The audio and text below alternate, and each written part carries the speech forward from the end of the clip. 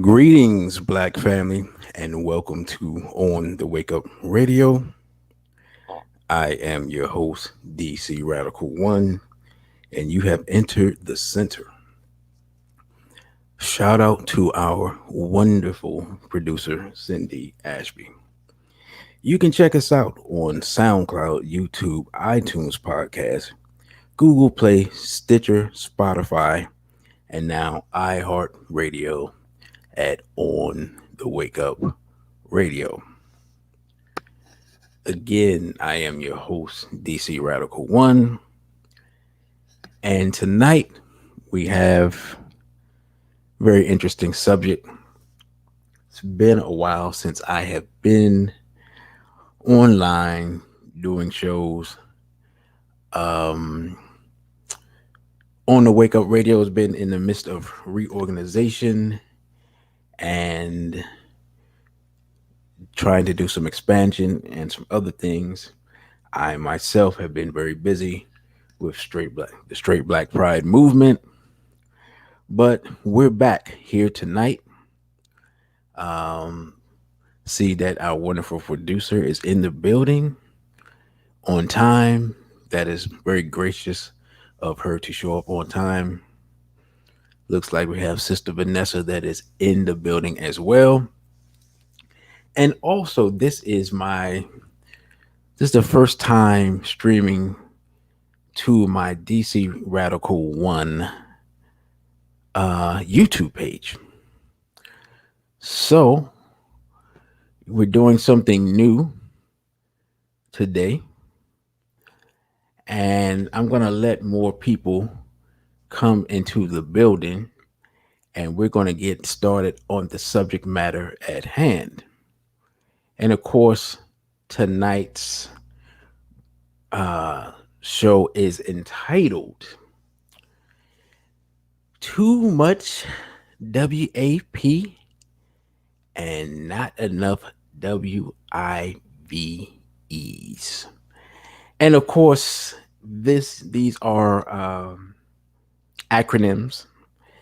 And of course, they have Sister Nina in the building from Cali. Greetings, sister. That's Sister came from all the way from Cali to the Straight Black Pride Movement convention.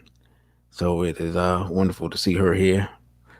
I see you got ripped off is back in the building to be before Hodier, brother. And Lord Bell is back in the building. And he's already ready to go. He says he has some let's just say he's ready to go. You never know who's listening. Let's see who else do we have in the building. I think that's everyone so far. And don't forget, per the YouTube algorithm, as they say, smash the like button as you enter the building. Depress the like button as you enter the building. And see, Brother Patrick is in the building. Peace and black power to you, family. And as people come on in, I'll let a few more people come on in and get started. But of course, what's so interesting about this title, I was going to do this show months ago, really. I've had it in the queue mentally, and I got to doing other things. I was the keynote speaker for the Straight Black Pride convention, so I had to work on that presentation. I think that presentation came out well. I had to scrap what I was doing initially and do something completely different. But it turned out well. And so I had to put this on the back burner. And then the song, the W.A.P song came out, and I was like, okay, it's time to do the show. And, I wasn't doing shows at the time. I'd taken a little hiatus. And then, of course, now we're at the time where um, the artist who put out the song is back in the news with her divorce from her husband, another rapper. And so here we are, you know, as usual, perfect timing, even while delaying something. So the timing was on time, even though it did not happen at the time it was planned previously.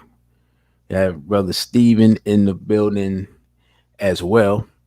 And so as I was listening to this song, because I don't listen to a lot of I don't listen to a lot of music that's popular now, and a lot of things escape me. But every now and then something gets through, and it's so ubiquitous that you can't miss it.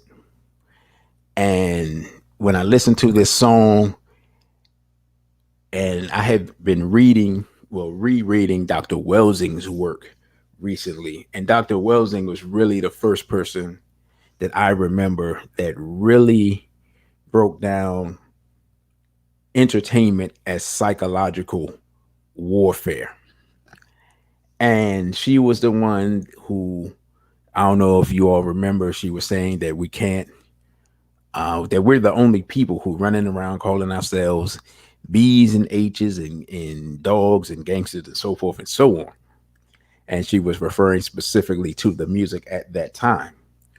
Well, since Dr. Welsing has joined the ancestral realm, I would dare to say that the music, and I wonder if a producer says, is it even music at this point?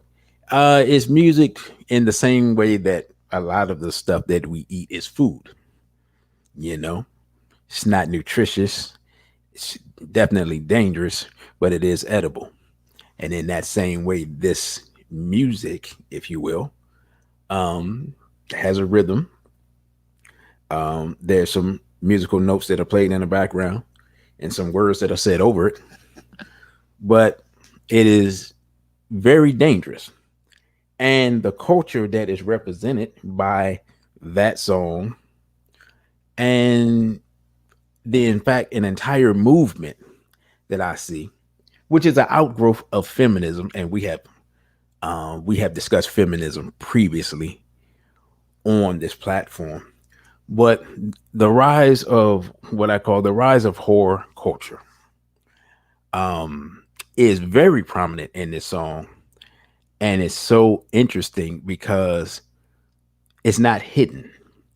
But what makes it so dangerous to the youth is the fact that if you listen to the song, the loop in the background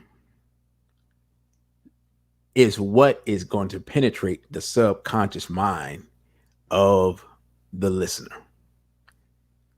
Right now, wonderful producer said, right, it's looped continuously. There's some whores in this house. Now, if you don't remember any of the words, even though the words themselves kind of hard to forget, you listen to them because they're just so openly vulgar. In your subconscious mind, that there's some whores in this house is going to be what resonates in your mind.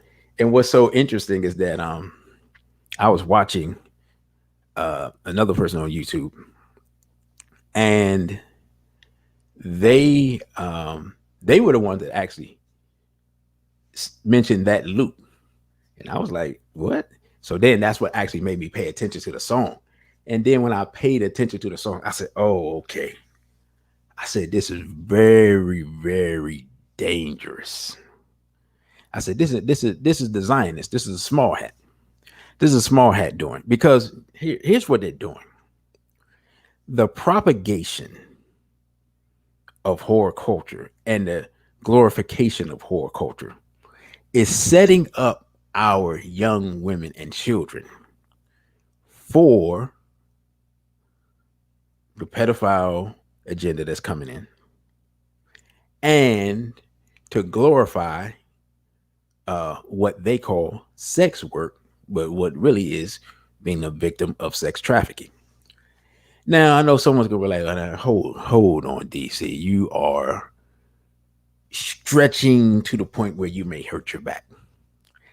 But here's what we have to understand: us as black men, we should understand this more than anyone, because we've seen this trick before.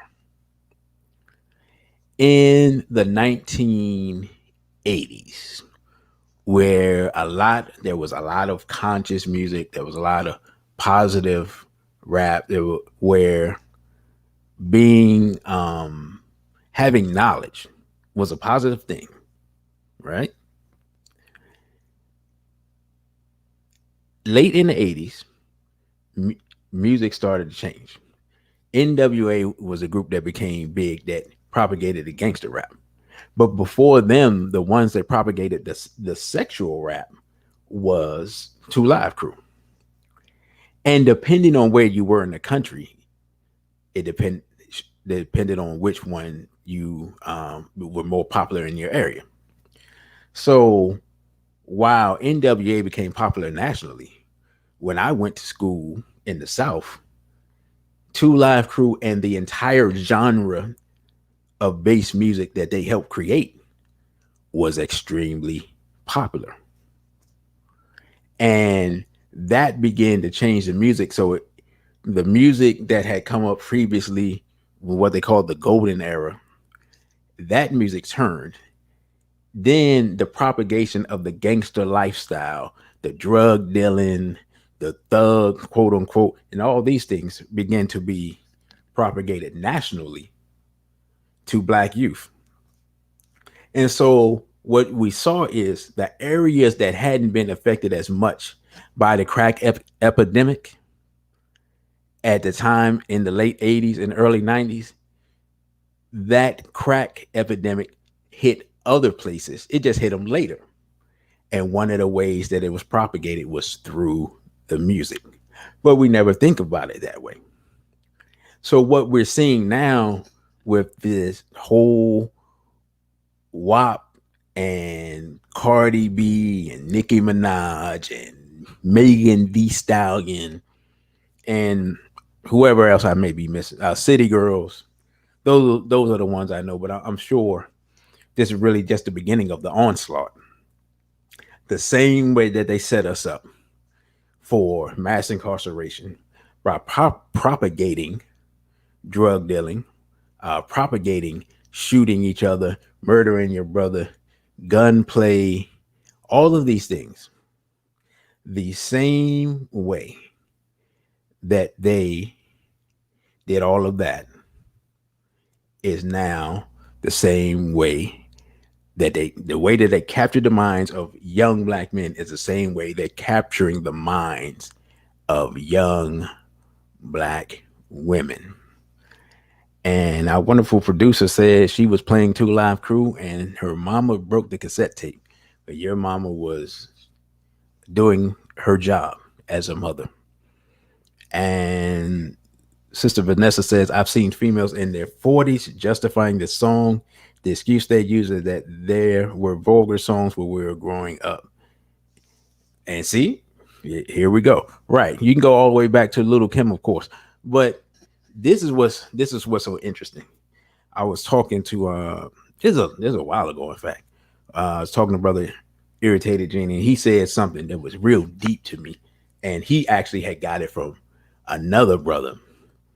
And that brother had said that Bibi Fahodiedu, Sister Missy, and that brother had said that hip hop has what it does is it has locked us into an adolescent state.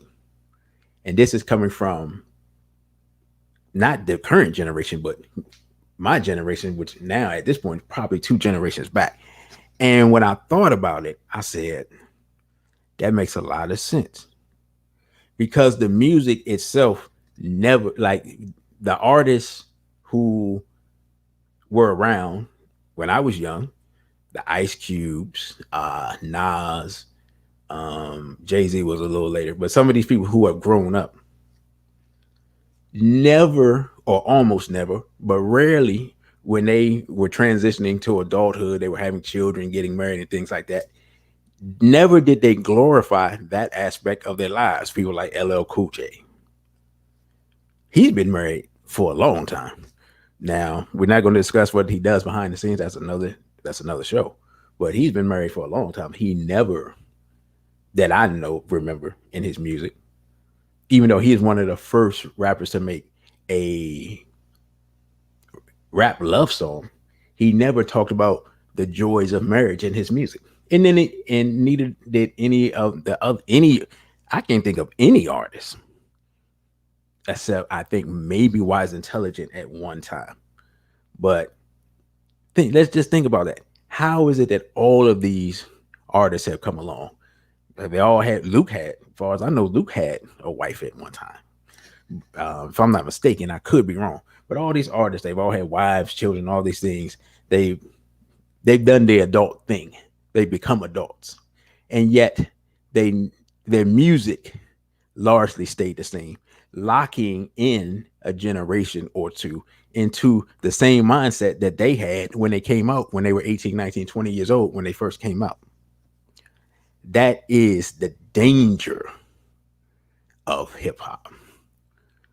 Our wonderful producer says Ice Cube and Snoop have been. Yeah, I forgot. Yeah, I forgot. Yeah, Snoop has been married for a long time. Uh, Brother, you got ripped off. Talk about Ice T. You know, my mother almost threw away the ice. My aunt.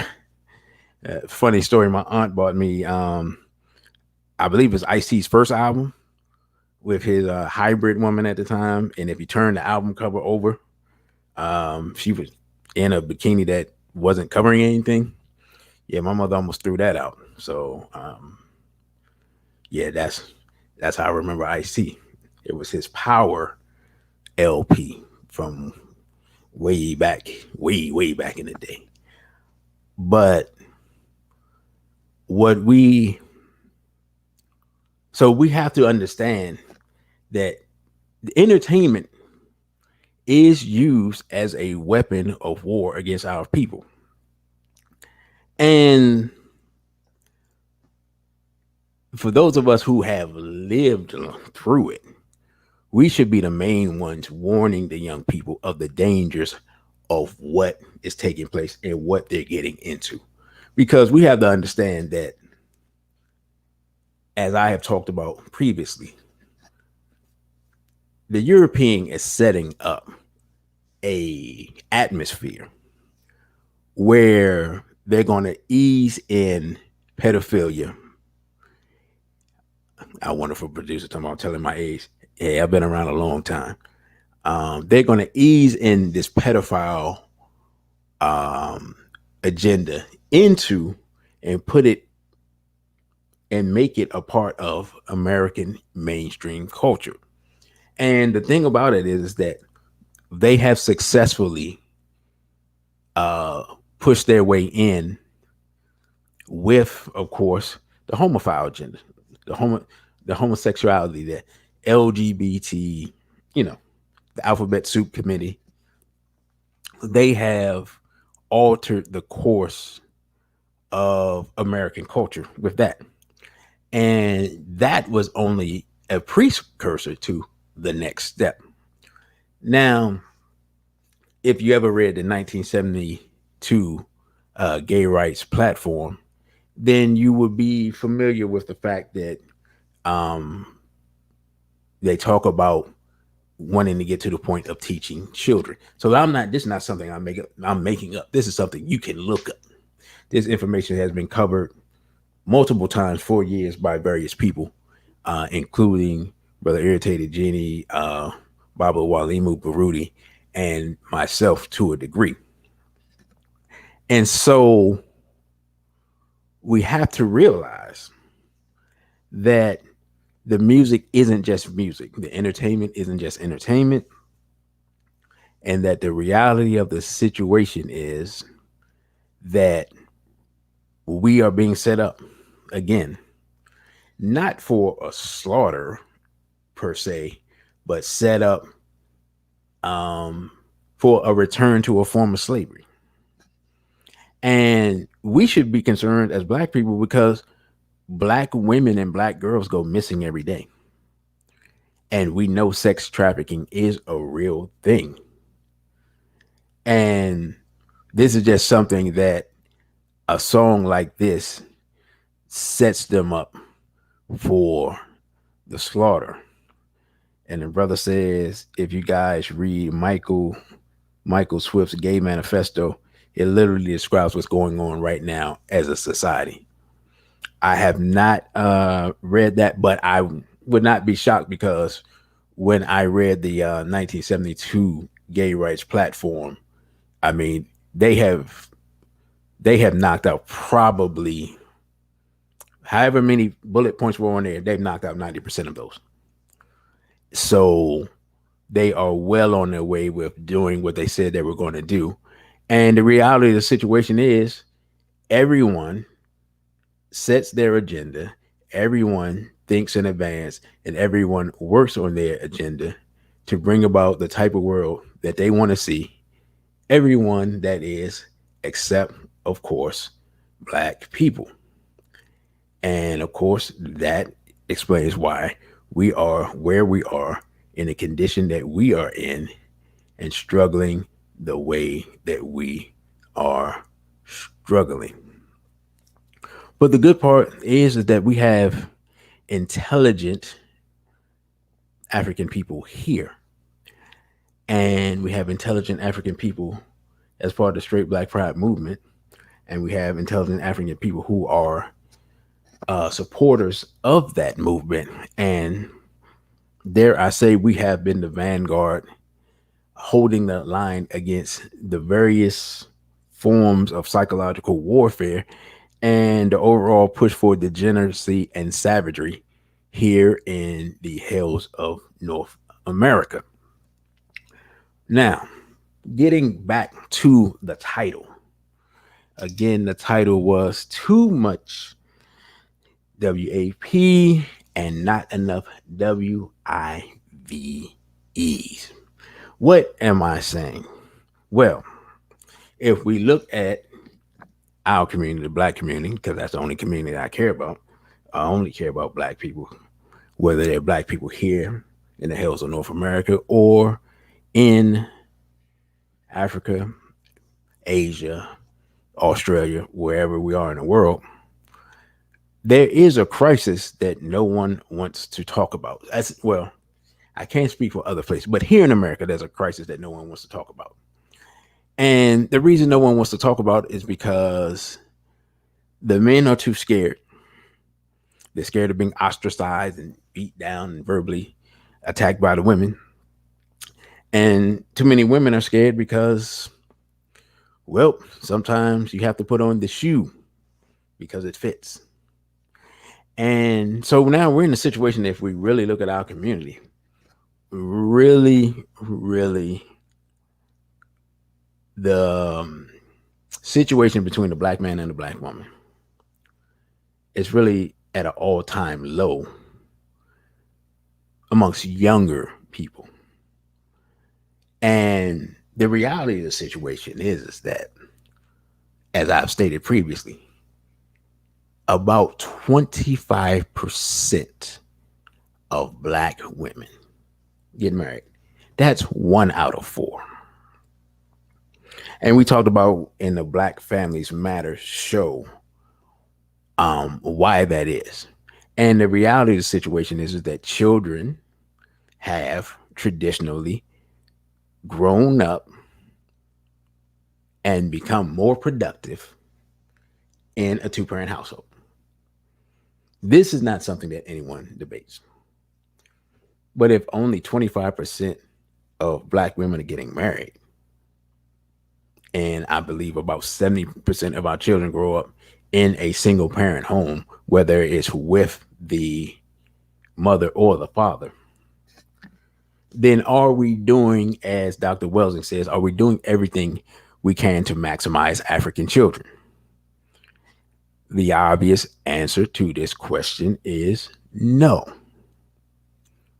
There are multiple reasons for this, but the propagation of this culture, the propagation of horror culture, is not going to help the situation at all. So, what I'm gonna do, I'm gonna give some definitions because I made up my own, I made up my own words. So for WAP, what we from now on, what we're talking about is wasted African potential. That's what W.A.P is now.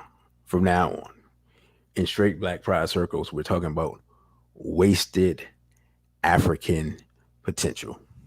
Because if you have a woman who is talking about her publicly talking about her sexual exploits, publicly talking about her sexual expertise, publicly displaying her wares for all to see, she's really just being less than her natural self.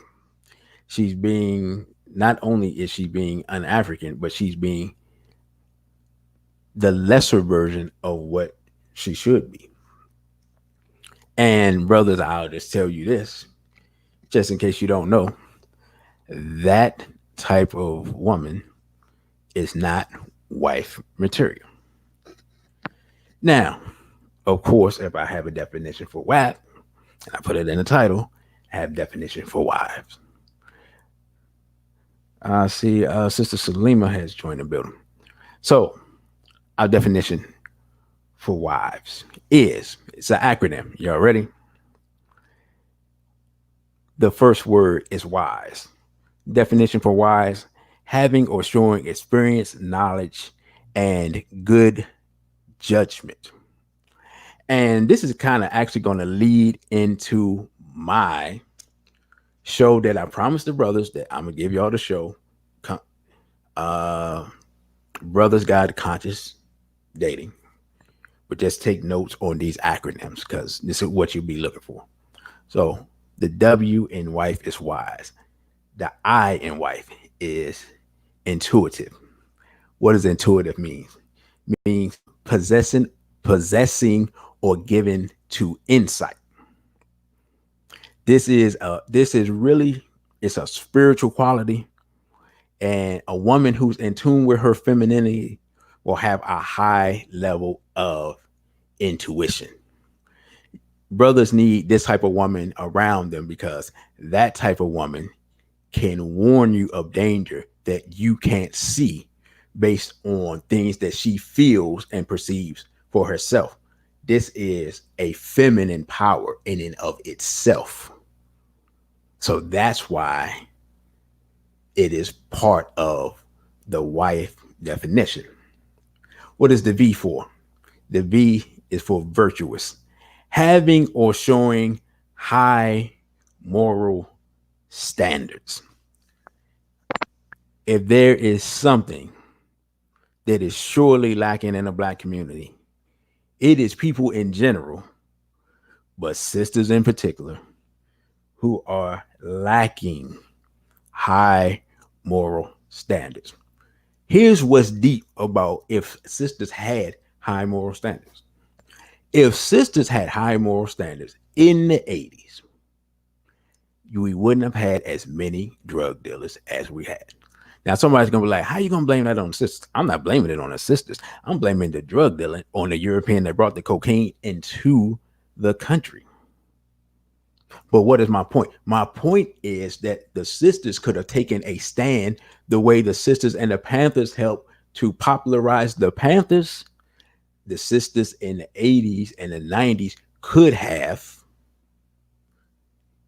not made drug dealing as popular if they chose not to deal with those men, because other men saw them getting the women and said, okay, I'm gonna do the same thing he did because he wasn't getting women until he became that. Right?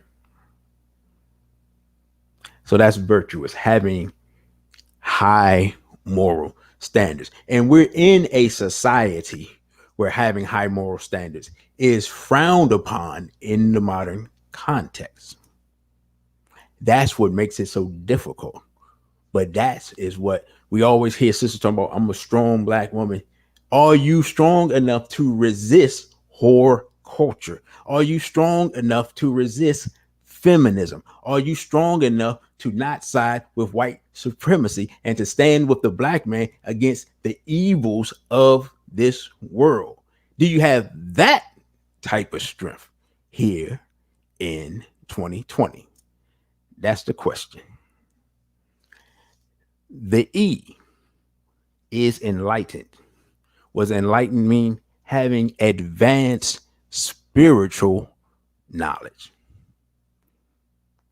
We talking about a high level, rare woman, not having spiritual knowledge in the sense of religion, but spiritual knowledge as in the high level of African culture. Sometimes this stuff is innate. Some people just have it. This again is essential to the wives. And the S is just for sisters. Because this is only the black woman even qualifies for this position. So again, too much WAP and not enough wives. Wise, intuitive, virtuous, enlightened sisters. That's what we need on the scene today. And our wonderful producer Cindy Ashby says a woman can make or break the family, and also says feminism was the bus that drove us straight to hell. Yes, it was. Let's talk about it. Because when we talk about feminism, not only are we talking about the feminism that teaches the hatred for men, but also if we really look at it and you really study the second wave feminists and the people that were behind it, part of what they believed in is they believed that in order to make the woman equal, they had to make the man lesser. And so if you actually listen to some of them, they talk about how the men don't have to be as strong, the men don't have to be as aggressive and things like that. So part of feminism is actually effeminizing the man. See, and this is something that I'm going to get into in one of my lectures later on. The death and rebirth of the goddess black woman really breaks this down and shows you the architects of feminism and what their goals was out of their own mouth. And so we have to understand who our enemies are, what their plans are, how we got here. And of course, what's the last part? How do we get out of the trap? Because right now we're in the trap. Because the goal, of course, is to destroy the male female relationship in the black community and to get the woman to add on to the white supremacy and then to destroy the male. Why? Because I talked about on different social media, the European fears the rise of the black messiah. But, and I'm not talking about in a religious sense, but the rise of the black messiah in the sense of the coming of another Nat Turner, the coming of another Marcus Garvey, the coming of another Malcolm X, the coming of another Dr. Khalid Abdul Muhammad. The European understands that when you oppress a people, right, oppression breeds resistance. And the resistance is going to come through the womb of the oppressed woman. But if you convince the woman that her enemy is not the oppressor, the European, the Asian, the Arab, if you teach her that her oppressor is her man, she will never what? Bring forth the black messiah. Yeah, you see how it is. This European he's been studying us for a long time. He understands that the unification of the black man and the black woman is life for us and death for him. He knows it's a matter of time. And so that's why they do everything they can to divide us apart. Now, this latest thing with this WAP, what does it do? It makes the black man not respect the black woman, and then that makes the black woman easier to attack and destroy because her protection is removed. Because again, like I said before, that which belongs to everyone belongs to no one. And once you convince a black man that his woman belongs to everyone, then he won't claim her and he won't protect her, right? Because what's yours, you protect. If someone hits your car, you want to be reimbursed. Someone breaks in your house, you want to be armed when they come in there so that you can defend yourself. If someone touches your woman and you're a man, it's your woman, you want to make sure that they understand that it's your woman. And so, but when something's not yours or you don't know it's yours, then you won't react and you won't defend it. That is the trap. And let's see. The brother said, I never seen that Chirac movie, but isn't that the premise of the movie? And Sister Misty said it was, and the movie was awful. I heard that that was the premise of the movie. I've never seen the movie. Um, so I don't know. Apparently, whatever message was in the movie wasn't done well enough for it to penetrate the community. But if that is the premise, but I heard Spike Lee say something about he got it from some Greek play or something or whatever. So, I'm not really sure what's going on with that. But if that was the premise, I mean, it was worth exploring. It's just unfortunate that he did a poor job, apparently. And a wonderful producer says that Planned Parenthood, 19 million babies have been taken since Roe v. Wade. Oh, that is an astounding number. And I don't, dealing with that, I don't think we realize because we've been approximately 13% of the population for at, at least 2 decades now. And it should occur to us at some point that there's some social engineering involved in that. Like, that's not normal. But because of various things, mass incarceration, and including now mass incarceration of women, that's been going on now for at least 10 years, but it's not talked about. Um, Abortion, the breakup of the family, all these things have gone on to diminish our numbers. And now what is taking place is that as younger, well, a generation of young women are living their best life, quote unquote, they are taking their reproductive years not having relationships, having these situationships, having these entanglements, if you will, and all these other things, not looking for a husband, not polishing any wife skills, and then they're waking up at 32, 33, 34, 35. No, no husband, no serious relationship, no one really checking for them. And they find themselves at the point where they may never get married and never reproduce. We have a generation of women that's going through that right now. And no one, well, not no one, but very few people are willing to tell them the dangers of what they're doing. The reality of the situation is the only way you can be living your best life if you're a black person is if you're being the best African you can be. Otherwise, you're not living your best life. You're doing as Dr. Amos Wilson talked about. your idea of freedom is doing what the European tells you should do.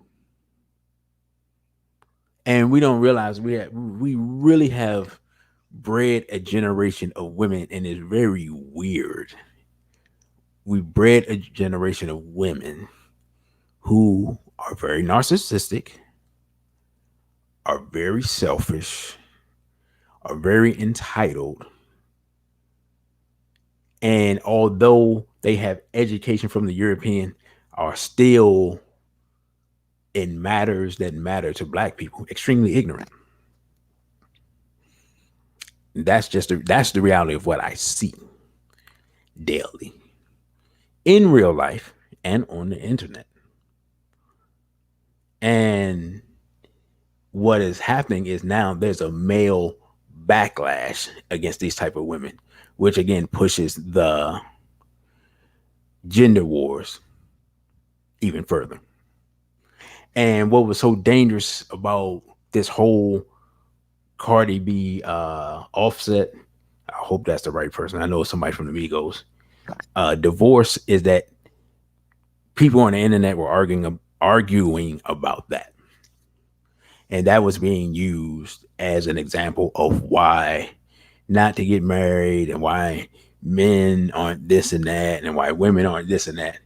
And of course, the most interesting thing that no one ever talks about is the simple fact that Cardi B is not black. Cardi B is not an African. She's not black. She's not a black American. She's not a black. She's not an Afro Latina. She's none of these things. And yet, millions of black women, young sisters, see her as some type of role model.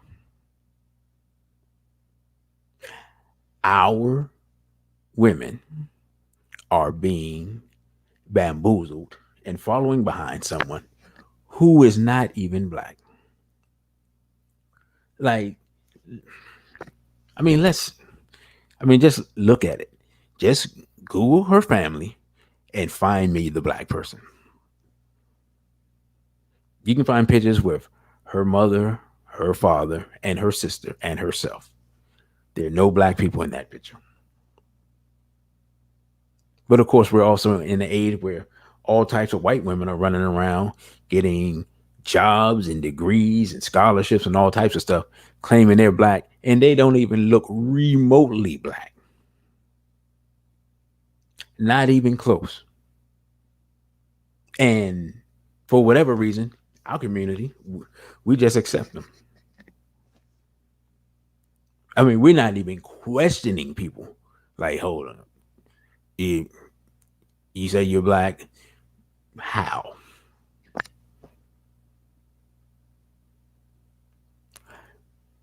This is where we are.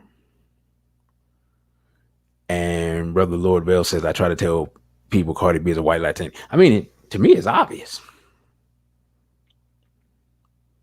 And what's so deep is black women are the main ones who talk about colorism and talk about people accepting.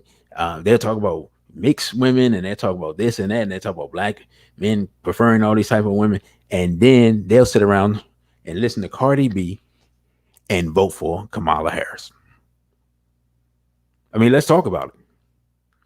Kamala Harris is not black. Her birth certificate, unless somebody forced it, says Caucasian on it. Her mother is 100% Indian. Her father is some type of mixed hybrid something or other. How is that black? And our wonderful producer talks about Paul Mooney, who I will not speak of because I will not. Because this is a straight black pride platform. And Paul Mooney ain't straight. For those that didn't know. Go back and watch Richard Pryor's roast and tell you all you need to know. But it's so interesting that the same women that complain about non-black women coming in, taking their women, non-black women being accepted as black, and all these other things are the main supporters of Kamala Harris and Cardi B. Again, too much WAP, not enough wives. Because if our women were wise, intuitive, virtuous, enlightened sisters, we would not fall for the okie doke. They would not support Cardi B. They would not support Kamala Harris. They would immediately reject them and say, these people aren't black. And instead of the men who seem to be the ones who have pushed Kamala Harris away, the women would have been first and dared us to support her. But now it's the other way around. We say we're not supporting her because she's not black, and the sisters act like they want to start an argument. That's how confused we are as a people, where now we can't even identify ourselves, and people come in and teach classes on blackness to black people, and these people are not even black. Like went on at one of the local universities. Some white woman coming in teaching some type of African history or black history class or something at a local university. And I'm just wondering how many black children went in there, saw it, and didn't say, excuse me, Miss So and so, you're not black. Because I know when I was in college, if I had to saw some weird looking person standing in front of me talking about some black history class, I'd be like, hold up. Wait a minute. And Sister Vanessa says they're looking at the fact that she went to a HBCU and pledged AKA, which she shouldn't have been able to do. Yeah. And brother, you got ripped off, says Sean King. Oh man. Talcum X, Sean King. He has gotten a job, a large number of followers, and a lot of money pretending to be a black man. It's unreal how we allow. I mean, Sean King is 0% black. He is him and what's her name, Rachel Dolezal. They're the same person, different gender. And again, because our women aren't wise, intuitive, virtuous, enlightened sisters, again, we've been bamboozled, led astray, as Malcolm X would say, and run amok. With all types of people coming into our community, pretending to be us, getting jobs and money and fame and fortune, all these things. And they're not even black. Again. And for our people who they could have had those jobs, they could have had that money, they could have all those things. What is that? It's wasted African potential. Brother Lord Bell says Talcum X has started GoFundMe's and has run off with the money. I have absolutely no doubt about that. I have absolutely no doubt about that. And I don't know how. I'm amazed that anybody supports him. The same way I'm amazed when I see these pictures of these white women. I'm just looking at the picture. I'm like, she's not even trying to fool anyone. Like some of these white women, they don't even have a tan. They're 0% black. Brother Patrick says that I'm not sure I know who that is, but they're not black. Brother Patrick, let me know who that is. Give me a description because I'm drawing a blank right now. But whoever it is, I'm not surprised because we have all types of people running around claiming to be black, claiming to be pro-black, teaching African history, all types of stuff running around. But again, there was a time when the sisters really were the gatekeepers. There was a time when I was growing up here in the DC area, If you brought somebody around that was not black, the sisters were going to definitely look at you like, oh, okay, what are you doing? And you pretty much had to make the choice. You could be part of the community, or you could have whatever type of person you were bringing into the community. But you couldn't have both. You couldn't have both. You and that person had to leave, and that is part of. See, that's how I grew up. So to me, that's part of sister's job.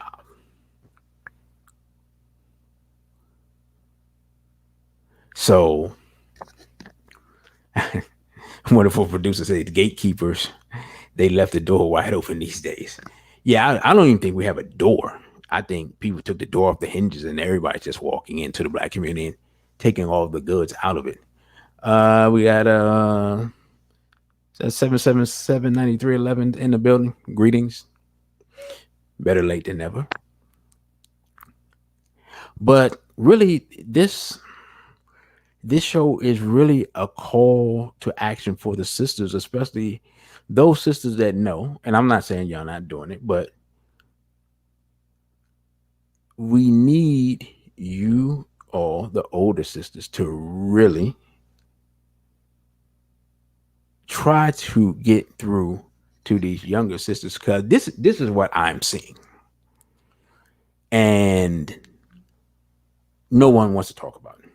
What I'm seeing is I'm seeing more and more brothers creating more and more programs and um, more and more programs built around African manhood and black manhood, and teaching young brothers to be better men, and teaching them to be fathered, and teaching them to be this and this and that.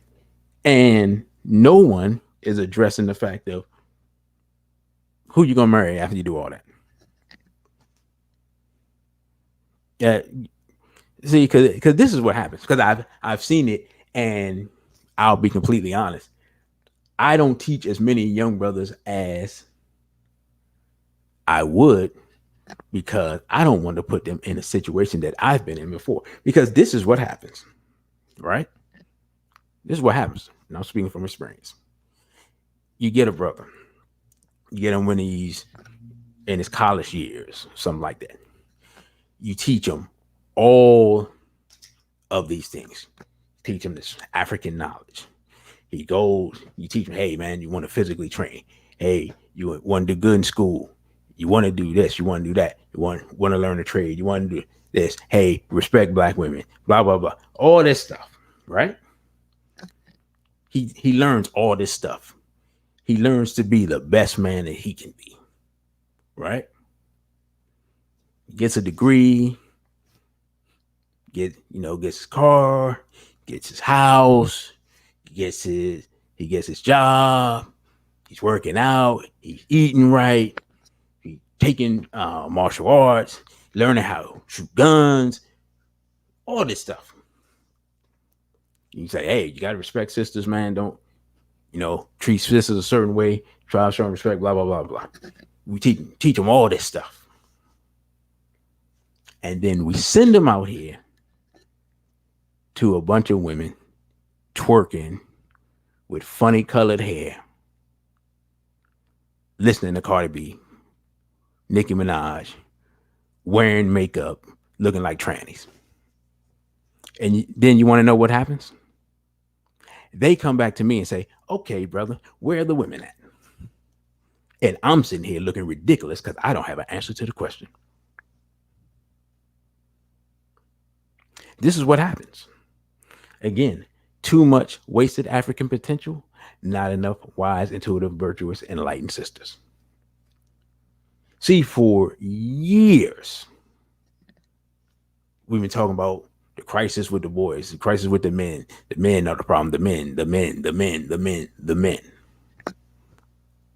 Meanwhile, no one was countering the effects of feminism on our women.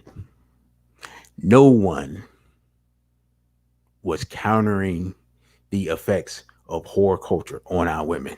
No one was countering the effects of Tyler Perry on our women. No one was telling our little girls not to wear a pound of makeup and run around looking like a transsexual. And so here we are. And then we wonder why black men and black women can't get along. And then all you hear is the men complain. And the men complain that the women are too masculine, and the women complain that the men are too feminine. And the thing about it is, both of them are correct to a degree. That's the bad part. That's what's so dangerous. What's so dangerous is both of them are correct to a degree because the European has us so confused that he's reversed the polarities.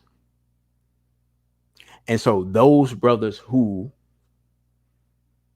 are young African nationalists now find themselves with can't even find a woman remotely qualified to be a wife. These women aren't wise. They aren't intuitive.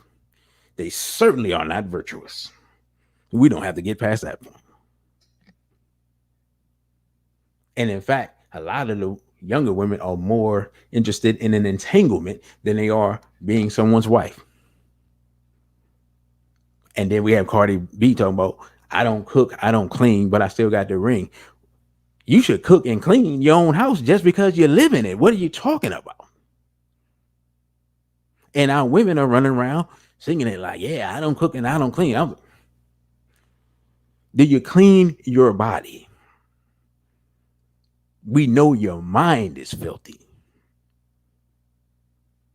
But are you even cleaning your body? And again, we're growing multiple generations.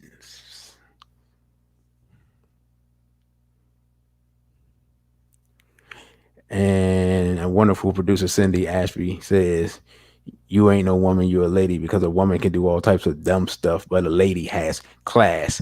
And that word class is something that is, that's a word you don't even hear anymore.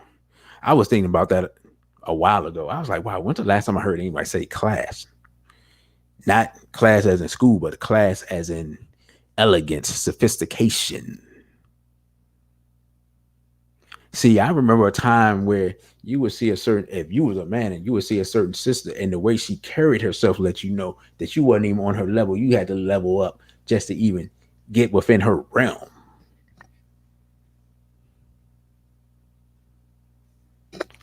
I don't, maybe I'm not in the right circles. Don't see that very often anymore. In fact, I would say just about never.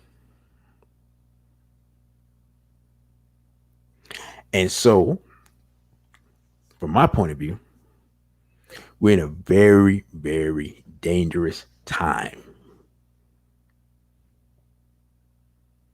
Because the reality of the situation is that the older a woman gets, the less she can reproduce. And so, in reality, what we're having is yet another hidden way for them to drop our reproduction rates. If women are waiting till they're 35 and up to try to have children, it's obvious you're not going to have as many children as you would have had if you were getting married in your late 20s or early 30s. And our wonderful producer says, how you turn a whore into a housewife. I've never seen anyone but the Honorable Elijah Muhammad do that. And he ain't here no more to leave us the playbook. I'm not sure without outside of a religious context, I'm not sure how much you can. I don't know. I'm not sure how much you can take a woman that's damaged and get her to be refined on a high level.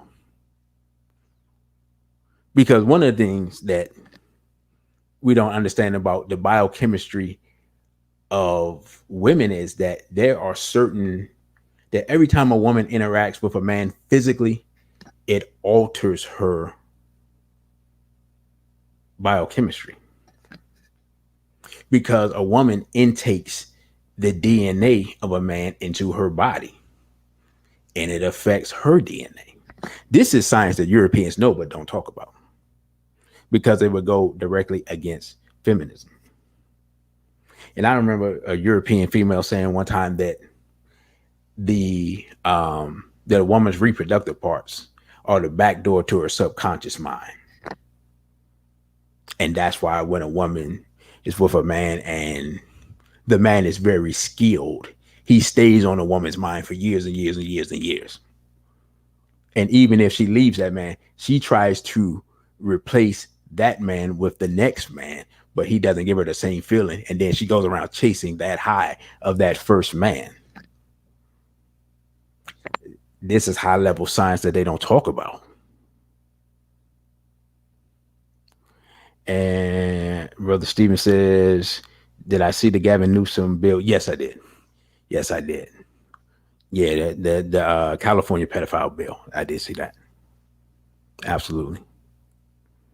Um, but again, this is science that they know, and that's why it's so dangerous for women to get caught up in a cycle of chasing after that high of that man and dealing with different men and different men and different men. Because what happens is eventually there are chemicals in the brain that cause pair bonding, and those things burn out of a woman, then she's no longer to pair bond.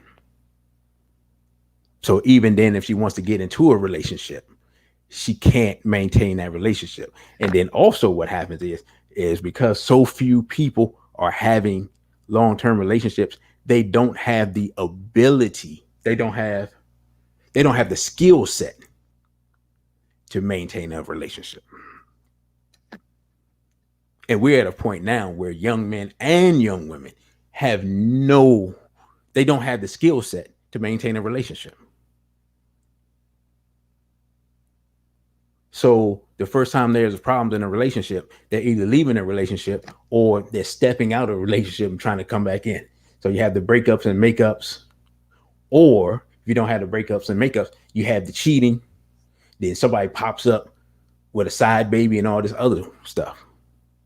And all of these things help to destroy the bond between men and women, and then they help to decrease your population. And we don't even realize that that's the game that's being played. I'm currently begun rereading the Protocols of the Learned Elders of Zion because I was talking to Brother Genie. He was like, "Have you read it?" I said, "Yeah, I read it years ago." He said, "No, you got to read it again." He said, "You have to study it and said when you get into it, you will understand. You will be like, bruh, yeah, trust me." What we are experiencing, the conflict between black man and black woman, something that is socially engineered. It's not natural. But we have to understand again, the European is playing chess and we're not even on the board. We over there playing spades. And what's deep is that in addition to the feminists talking about it, when I did the agenda 20, the excuse me, memorandum 46 presentation, one of the things that they talked about was causing stratification um, and strife and discord between different parts of the black community. When I read it the first time, I was thinking about the different economic levels in the black community. And there's definitely a disconnect there, but there's nothing to say that someone else wouldn't come see that policy paper and take it to the next level and use the male female aspect of it. And so here we are with, again, too much WAP and not enough wives. And what's going to happen, because it's already happened, is that we're going to continue to get women who become bitter as they get older. They either don't have children or they will have children out of wedlock. And the ones that have daughters, the daughters will be more susceptible to manipulation, more susceptible to sexual abuse. The ones that have sons are likely to have sons that are either effeminized or they see how their mother is, they don't respect their mother, and they become womanizers or become abusive. These are the type of people we're producing right now.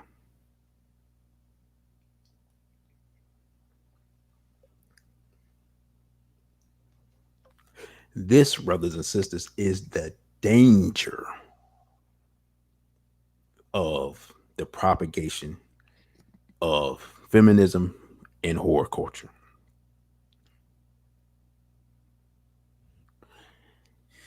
And our wonderful producer says something that I cannot reread. And the question was asked, am I married? And the answer to that is no. I have never been married. And you can ask why not. And I'll wait for that question to come up. Because this is an excellent question.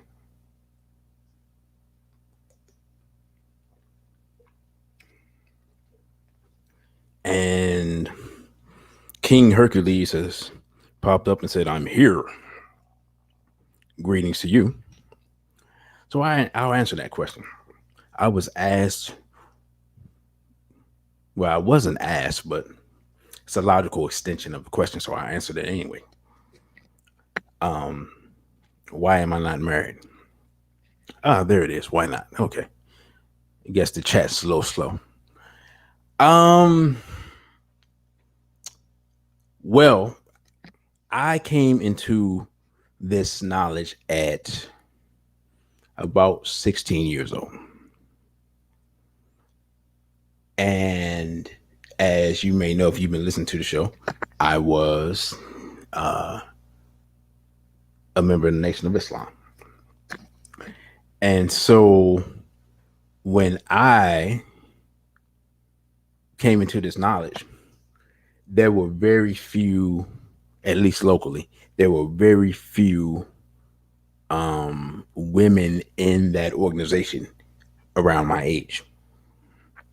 So when I left that organization and I started really quote unquote dating or whatever, I I dealt with some sisters. I had a couple of really long term relationships, but they were women that were my political and religious ideology was something that was foreign to them, and so those relationships didn't work. And then after those relationships, because it was I took some time away from dating to focus on self improvement.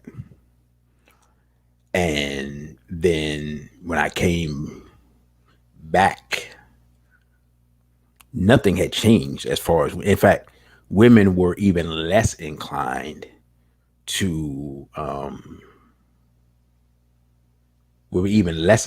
to be pro black or race first or African senator, any of those things than they were before. Only thing that had changed was I was older because actually the community itself had shrunk and consciousness wasn't as popular in this area when I came back as it was before.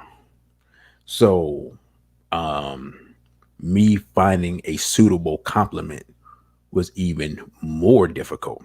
So, I have met some sisters outside of this area, but those things they just haven't worked out.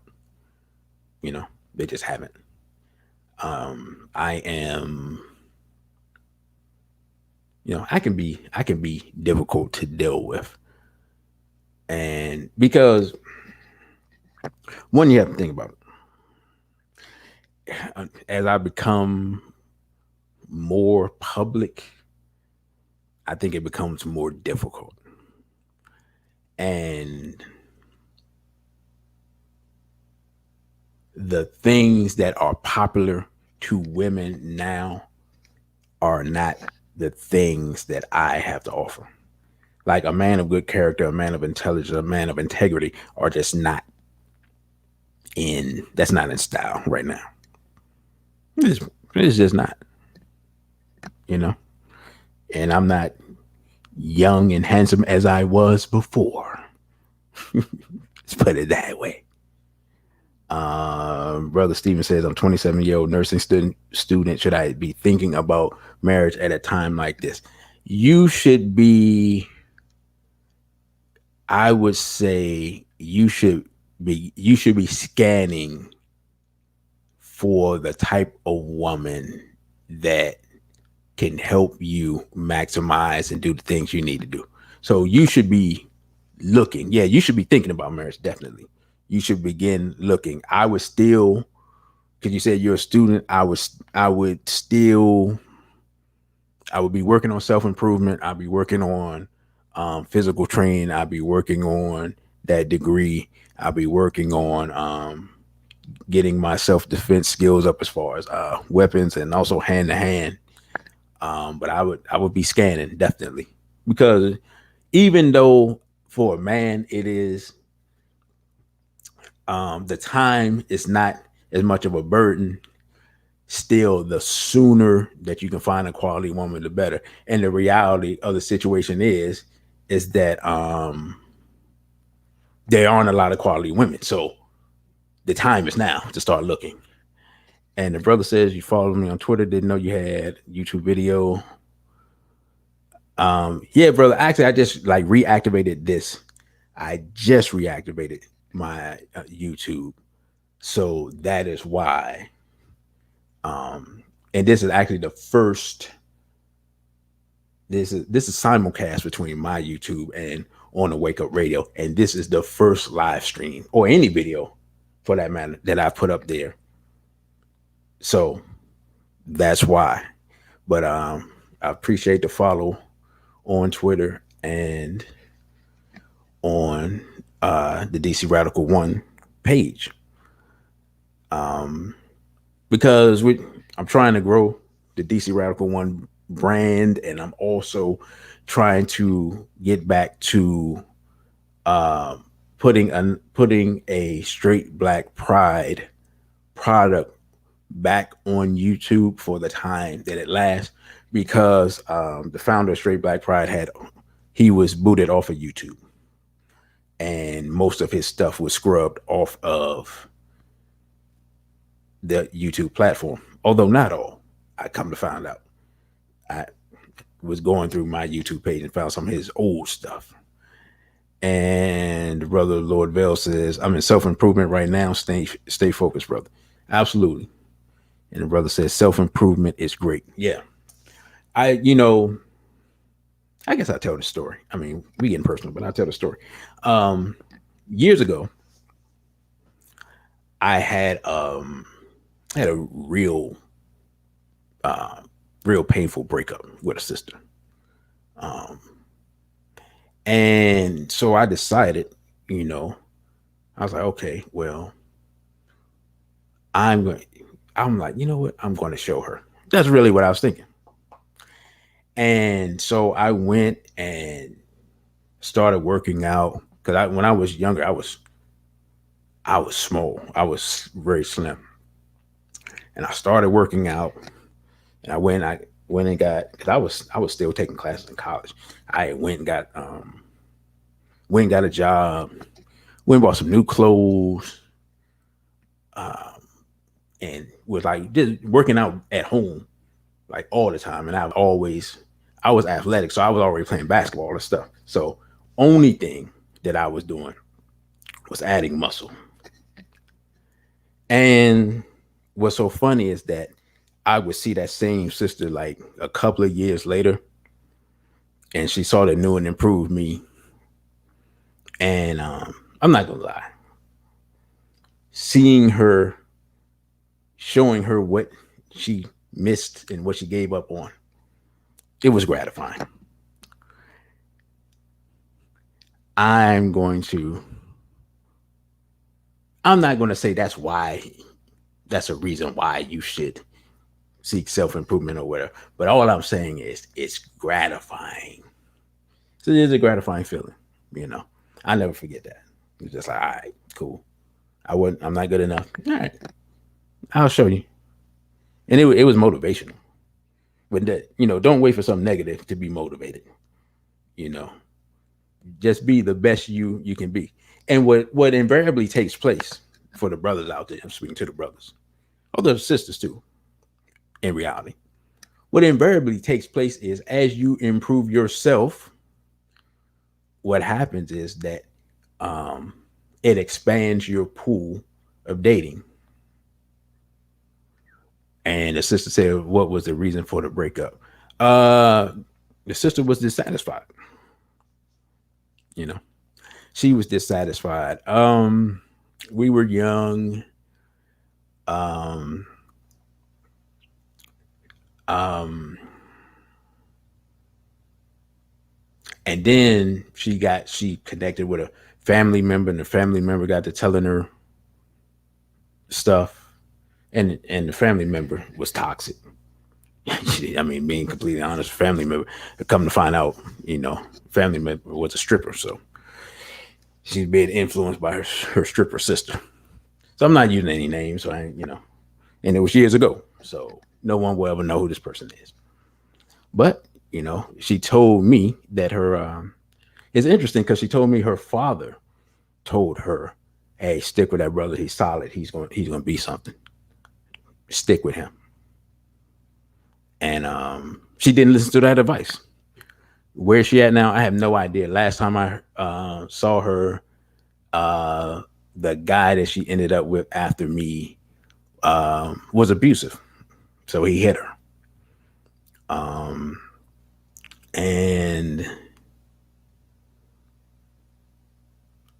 she went through a lot of negative experience. In fact, she went on to be stripping and all types of wild stuff. So yeah, it didn't benefit her.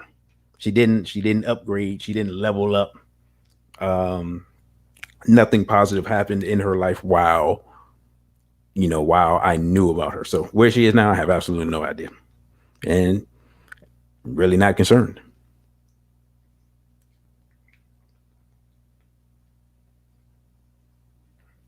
So yeah, so y'all got to hear a personal DC Radical One story from my youth.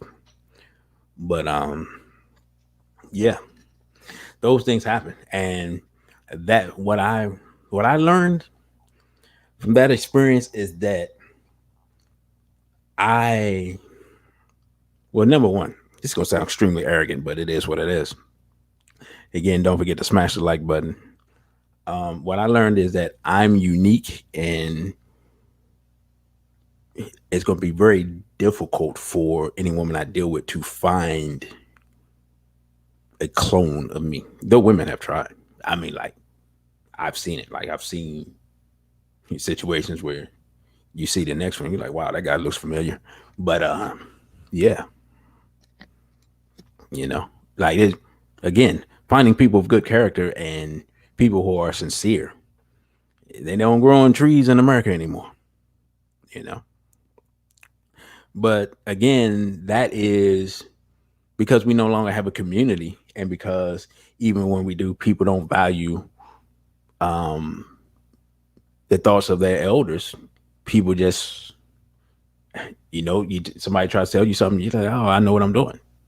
Then next thing you know, some fool's hitting you upside your head, and then your best friend is calling me talking about, hey, this is what's going on. And true story, I actually had a brother talk me out of a situation because when I was young, I was a hothead, so you know could have gotten ugly. I could I could not be here. I could be doing this broadcast from somebody's penitentiary. you know, being completely honest.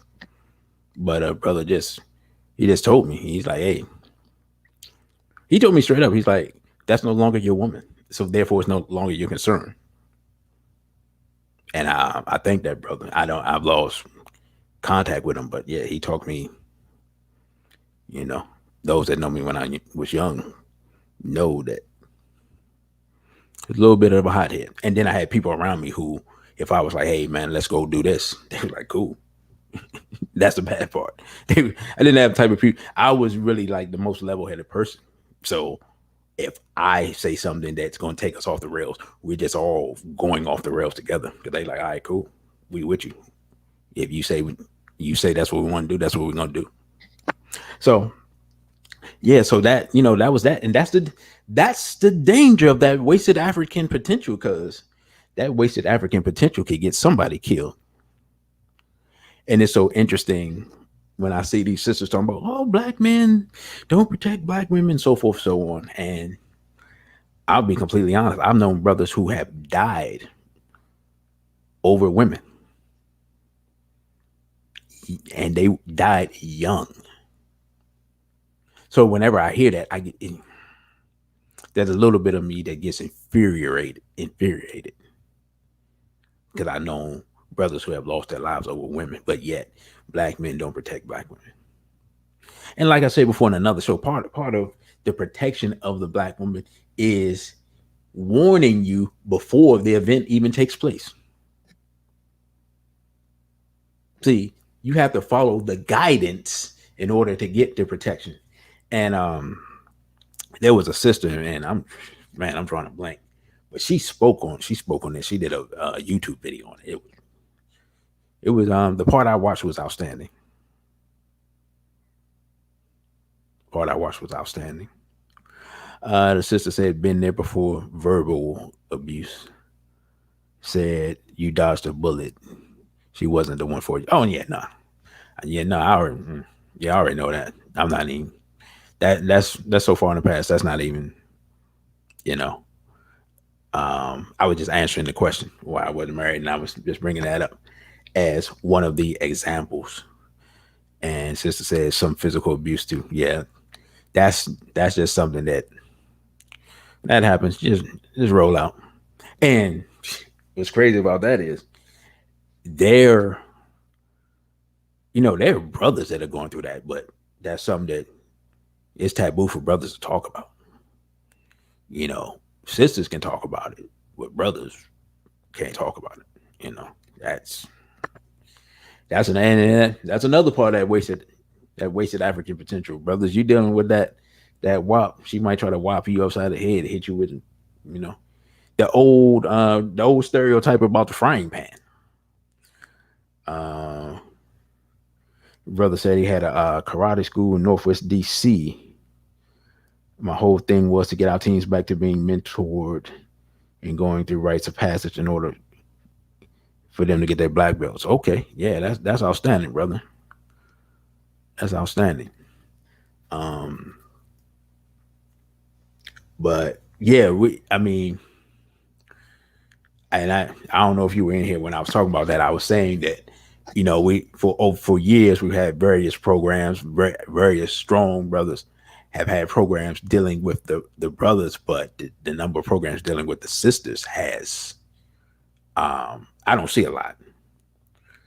And now it's at a point now where I think we should be focusing as much on our sisters, but we aren't. And now we're seeing the results of not doing that. And I mean, some of the women, I'm gonna be completely honest, that I see who are raising, I'm not raising children, not even the word. That's not what they're doing. They're Some of the women who happen to have children in their household, and they may be feeding and clothing them and barely doing that. It's scary, the stuff that I see. I don't know if you all see it. I don't, I tell people I'm hood adjacent. So I can just walk. I want to see what's going on in the hood. I can just walk to it. I ain't gotta go nowhere. I ain't in the hood, but I can walk to it. DC, the middle of gentrification. So you can walk through three different social classifications in a less than a mile in this city the way it is now. And the women that I see that are the mothers of our children, and the way that they act, and the way that they talk to the children, and the things that they do, and we should be terrified. I mean, we are in, no one wants to say it, but to be completely honest, our women are in a state of emergency. But when you say it, everybody looks at you like you're crazy. And then, of course, the deflection comes. And what is the deflection? The deflection is, say it with me, one, two, three. What about the men? And we had $1 for every time we heard that. We'd all be living on a warm island. And Sister Vanessa says some of these females today won't listen to other females either, other women either. Did I read that correctly? Yeah, some of these females today won't listen to other women. Of course not, because they're females and you're women, and that's why. I was talking to Sister Misty. Man, I just lost my train of thought. What were we talking about? We were talking around this topic, but the actual part of what we were talking about, I'm just drawing a blank, and I don't know if she's still in here. I don't see her in the chat, but the sister says, "What is the solution?" Whew. Y'all know I normally have solutions. Oh, the brother say, "I thought you were going to say white women do it too." Oh yeah, that's the other one, right? Yeah, brother, that's the other one. In addition to what about the men? Yeah, white women, which is so weird to me because these be the same women that talk about how be talking bad about white women and white women this and that and they ain't this and that and why y'all like white women this and that, and then when you say something white women do it too, and you're like, what? I don't care what cave people do because they're cave people. They're probably doing what they're supposed to do because most of the time they're doing what cave people do. You're not a cave person. You did not live in a cave. You're not from the Caucasus Mountains. I know it's not the Caucasus Mountains, but it sounds better. And so we shouldn't be comparing ourselves to our enemies who still have a problem with soap and water in the 21st century. I saw an article today where some guy's supposed to be a doctor and he's saying that, hey, you shouldn't use soap when you're in the shower. And I'm just like, that's cave behavior. He's a whole doctor. He's like, hey, you shouldn't use soap in the shower. We've been fighting to get them to wash themselves for 4,000 years. And they just roll back and they just revert back to cave behavior over and over and over and over and over. We've been trying to civilize them. They've been trying to revert back to cave behavior. And then we wonder why they do the things they do. And Brother Patrick says that black people need to get on code with each other. And the code must be strictly enforced. Well, here's the thing. The fundamental problem with that is that there are more people who are off code than on code. One, and two, that our enemies can incentivize the behavior they want through economics, and we can't. I mean, we have people who are paid very well to be good slaves and to convince us to be good slaves. I mean, the fact that when I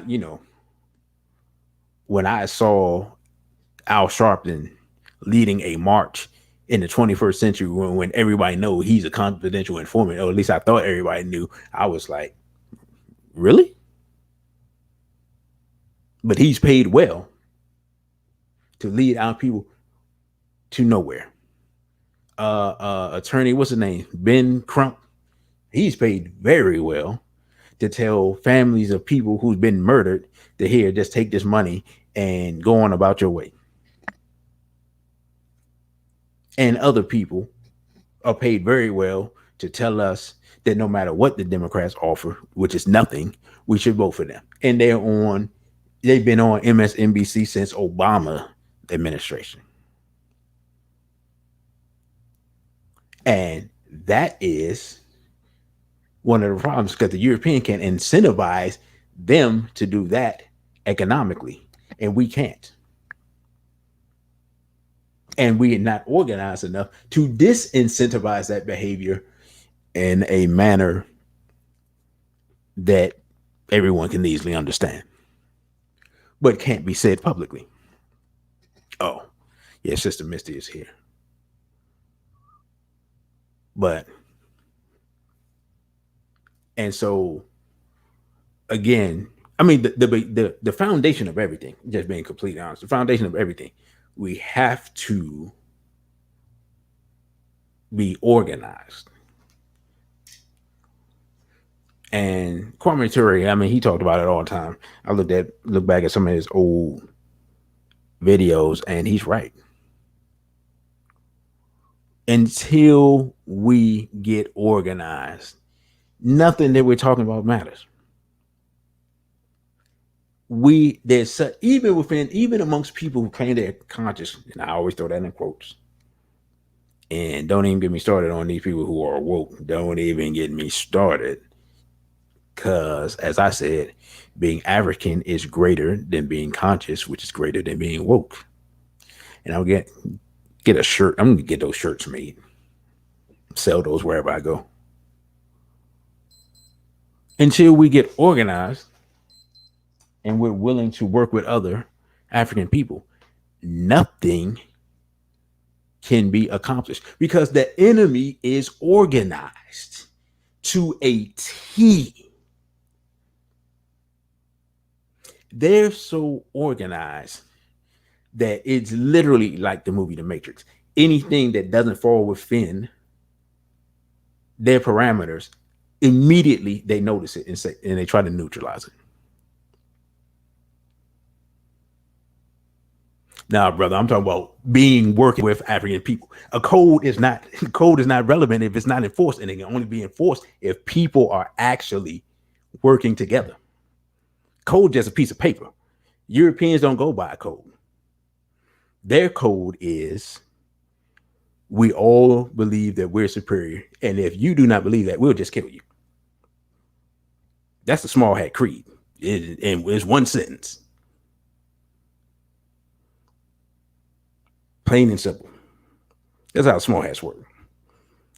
You can boil down that whole Babylonian Talmud. You can boil down the protocols of the learner elders.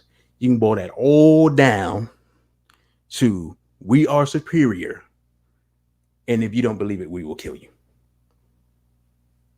In a nutshell, that's how the hats roll, and they are the rulers. They make the rules.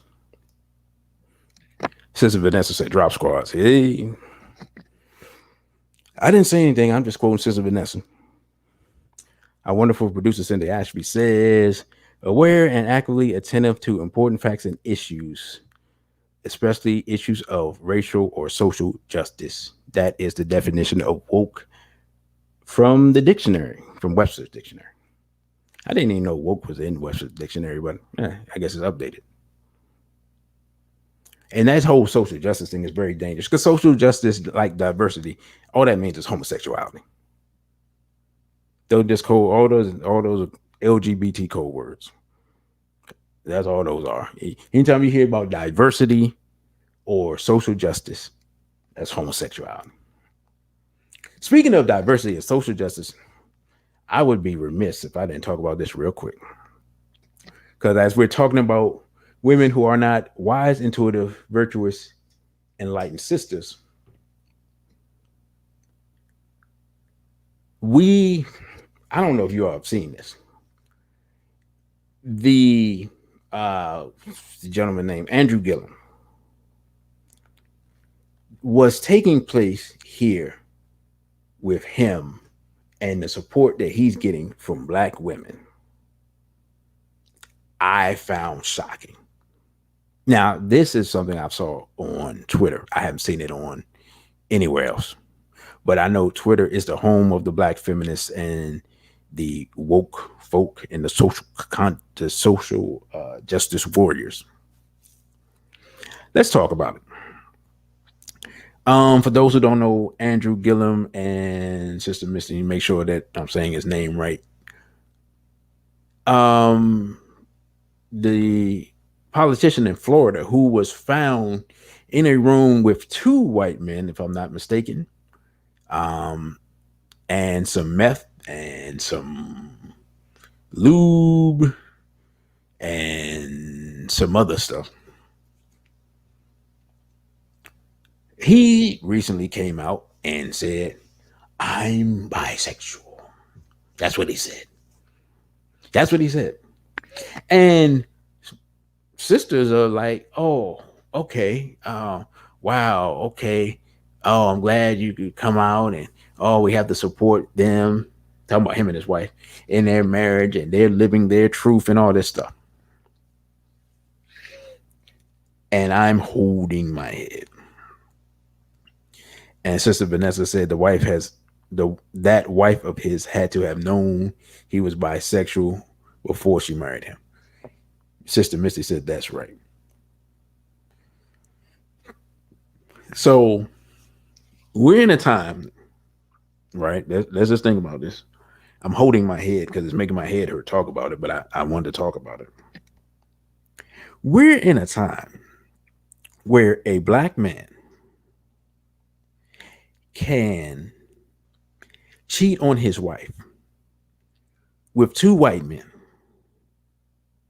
and be not only forgiven by his wife, but supported by other women in the community.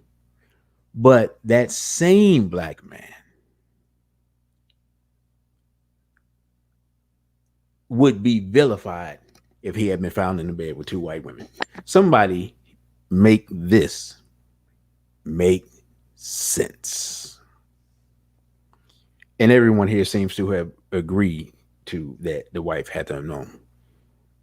Um, yeah, brother, I mentioned that. Yeah, there was meth involved. There was meth. Yeah, there was a lot of stuff going on in that room.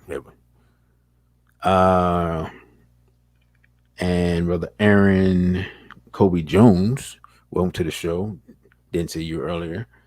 Been known about Gillum. First time we saw him years ago. And Lord Vale says he looks like a Bati boy. You know, I didn't I didn't really know who he was. I didn't really pay him any attention. And I saw him. And it's so interesting that what we used to call milk toast back in the day, or just soft. Now, yeah, that all there no, there's no soft in that. If you think that's a dude is any of those things, he's a homosexual. He's just a homosexual. Um and so like now if you just get that vibe, you just see a dude and he looks soft, he just homosexual. Just chalk it up as that. Unless he proves you wrong. But that he's not the issue because to me he's just a homosexual. It is what it is. It's the fact that the women are supporting him because he said he's bisexual, and then they're talking about he's living, or not only him, but him and his wife, that they're living their truth. Somebody here help me understand. And I am being completely honest when I'm saying just thinking about this is making my head hurt. Lord Vale says down south we say he got some sugar in his tank. Yeah, that's an old saying. Yeah, that goes way back. I got people a few generations back from the south that came up with them. But it's it's so deep that our women are so that in essence the only it's crazy when I'm saying this. Some sisters, the only men that they support are men that are homosexuals. Those are only men they support. On Twitter, a brother had made a post. He sent out a tweet. He said that you can't be pro black and hate straight black men. I'm sure his phone almost blew up with all of the women coming in his mentions saying, "Yes, I can," and just going nuts, denigrating straight black men. Brother said Andrew Gillum was reliving his pro black mountain fantasies. Fam, it was a lot of broke backs in that room. You ain't lying. He just, man, I just thinking about it is crazy. Like I said, it makes my head hurt. Lord Bell says his grandmother calls game and tambourine players. I've never heard that. That's creative. I'm gonna steal that one. So I'm stealing that from your grandmother. I'm just, no, that dude plays a tambourine, man. He good. Don't even, can't roll with us, man. And don't he made me. Oh man, that is hilarious. Tambourine players. I'm gonna never forget that now. But yeah, the brother made the tweet, and these sisters was on there, and they were, yeah, goodness. I mean, they just went crazy with the responses, saying that they can be pro black and look and hate, because he said and hate hate straight black men. Hate. That's the word that was used. And they were like, yes, I can. I hate straight black men, blah, blah, blah, blah, blah, blah. Brother Patrick said Andrew Gillum was sleeping with the enemy. If you sleep with the enemy, you are the enemy. 100% correct. And that's what's so deep about it. That's what's so crazy about it. Oh, man. That boy Tree said he was looking for that. Yeah, we just gonna leave that alone. Just say he wasn't looking for that W.A.P. He was looking for something else. But right, again, the fact that this is what's so deep. He slept with two white men, but if he had slept with two white women, they would have been all over him. But because he slept with two white men and his wife supported him, we're just all opposed to just everything is forgiven. This is the type of insanity we're at. This is the mind state of our younger sisters. Completely insane. Sister Vanessa says if white people implemented chattel slavery again, these types of black females would lead the charge to go back in change because they don't see anything wrong with it. We are insane. Sister, I was thinking the same thing earlier. That they would literally sign up. They would sign up for slavery just to be with Yoruga. Again, too much whack, too much wasted African potential. I almost said a different word. Just thinking about this stuff. Almost started cussing. Not enough wise, intuitive, virtuous, enlightened sisters. So I'm gonna ask the sisters straight up. I'm gonna ask y'all this. Do you all have the capacity to talk to sisters who may be on the right track? And do you think you could get any traction? Because, and the reason I ask that is because on Twitter, sisters who support black men are called pygmies. They got a word. Sister Misty talking about OMG and image. that the Tambourine Boy's image popped in her head. And I know her. She's over there having a good old laugh. Oh man. But yeah, sisters, that I'm asking y'all because I've seen and Sister Mellow, she's not in here, but yeah, she's on Twitter and oh man, the whole alphabet soup committee and the feminists, oh man, she lets them have it seemingly all day, every day. Anytime I'm on Twitter, she letting them have it. It's like y'all remember that video where the young sister was fighting like 25 Asians? That's what her Twitter that's what her Twitter looks like. Her just smacking up feminists, all day. But yeah, that's my question for the sisters. Do you all think you have the capacity to talk to younger sisters and try to get their heads even semi straight? Um, and if so, what support would you need from brothers? Because let's be realistic. I know most women they're not gonna listen to they're not gonna listen to what I have to say or what a man has to say in general. They might listen to they might listen to a certain type of man. 7779311 says anyone not raised first doesn't recognize that family is black, man, woman, and child, and or children is not of our community. If they refuse to accept that position, it is best to leave them be. Um, I concur with that to a certain degree.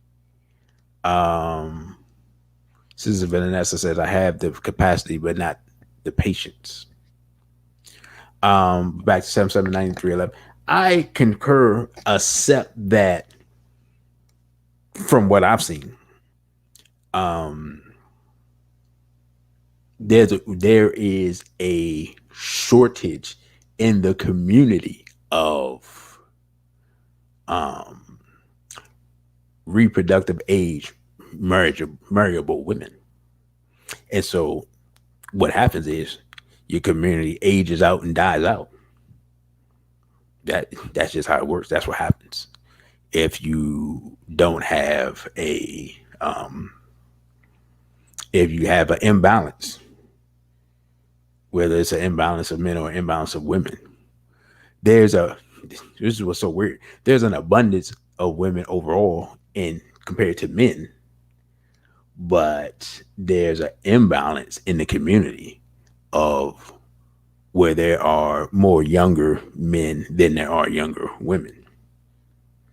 Lord Bell says my aunt tried to tell one of my female cousins how to get a man. She didn't want to listen because she told her to lose some weight. And now Lord Bell has touched the third rail. Might as well talk about it. Might as well talk about it. Sisters, why is it so taboo for anyone, because Lord Bell says his aunt, to ask sisters to be at a healthy weight? Um, and I I have watched other YouTube content creators, and they have talked about this, and I didn't realize that this was a third rail of discussions with black women. Like, our wonderful producer says, yes, my auntie quick to tell anyone they's too young to be fat, can be sloppy and looking for a man. Well, I would think that your auntie probably not the most popular person in the black female community. And 7779311 says plenty of black children in the adoption and foster systems. Yeah, but the problem is you don't have families. You have to have, because a single man cannot adopt. So you still have to have, he still has to have a woman with wife potential. So again, we're still stuck in the same trap. Say what would I marry and then adopt? Um, Probably not. I would not do that before having my own children, no, because um, I just wouldn't. Not before having my own children. I would not. I just wouldn't. She responded to my aunt by saying, "You can't say that. Oh, you can't say. Oh, you can't say that she's obese." It's and it's weird, you know. Was it's again? I'm gonna get personal a little bit. I have younger cousins. I have a younger cousin, and she was always overweight, and I never understood. I never understood why, and I never understood like when I was, of course, not a spring chicken, but when I was growing up, you know, it was so funny was when I was growing up, what was considered big then is not even big now. Like those women were nowhere near the size of some of these young sisters that I see. I mean, and just being completely honest. And I had brother Dessaline in the building, straight black pride brother. Um, I see like some young, like barely out of high school sisters that they're already struggling with weight. And I know there's a lot of things for that. First of all, if you live in certain communities, like you're in a food desert, you don't have any access in your immediate area to proper food. Um, I remember we traveled one time as a group, straight black pride down south, and it's just like, and like there was like no decent food in the area. We had to drive like maybe 20, 25, 30 minutes away. It was crazy. So those things exist. I understand that. There's a lot of our sisters are subject to a lot of emotional eating. People, and again, people come from environments. Hey, look, can we be real for a minute? Let's stop lying to ourselves. People, period, who come from a broken family environment are always going to have issues because why? Because the natural order of things, if it takes two people to produce a human being, that means at minimum it takes two people to raise a human being. Um, Sister Misty, Sister Misty, are you answering a question? And if you are, I missed the question. So can somebody enlighten me on what the question was? Oh, are you answering my question? Said tough question. We could, but I don't know what type of marketing could compete with the programming out there now. Oh, as far as talking to the sisters, yeah, yeah, yeah. I mean, yeah, that's true. But I think to some degree it can make a difference because again, I was part of an organization where we went out in the streets and actually there was some hand to hand combat with drug dealers. Um, Obviously, it didn't change the community overnight, but it was successful enough that the government shut down the program. 779311 said my cousin is a single black man and he successfully adopted two black boys. Oh, okay. Okay. See, now somebody told me that a single man couldn't adopt. Maybe they meant, maybe they changed the rules, or maybe they meant couldn't adopt girls. Okay. All right. That's interesting. That didn't, hmm, okay. I didn't know that. Um, Unique One says, as long as some people in the community remain stubborn and stagnant in their ways, there will be no progression. Personal accountability and cooperation is key. Uh, yeah. Well, that And Desaline Sankara says this politically correct culture doesn't allow us to address simple problems with simple solutions because we have to protect people's feelings. Yeah. Oh man. Yeah. Brother. Everybody is so sensitive now, and even if they aren't sensitive, you're right. The environment is such that you anything you say to a person, you say that they're doing something wrong is they take that as harsh language. And we don't even realize it. Brother Gene, he was the one that put me on to this in one of his lectures. It was deep when he did it too. Cause I was like, oh, I didn't know that. He was saying that part of in essence, what we see as this culture now is do whatever you want, do your own thing, live your own truth, all that. He was saying that that is right out of Aleister Crowley, the Satanist, is out of the Satanist playbook. He said, what's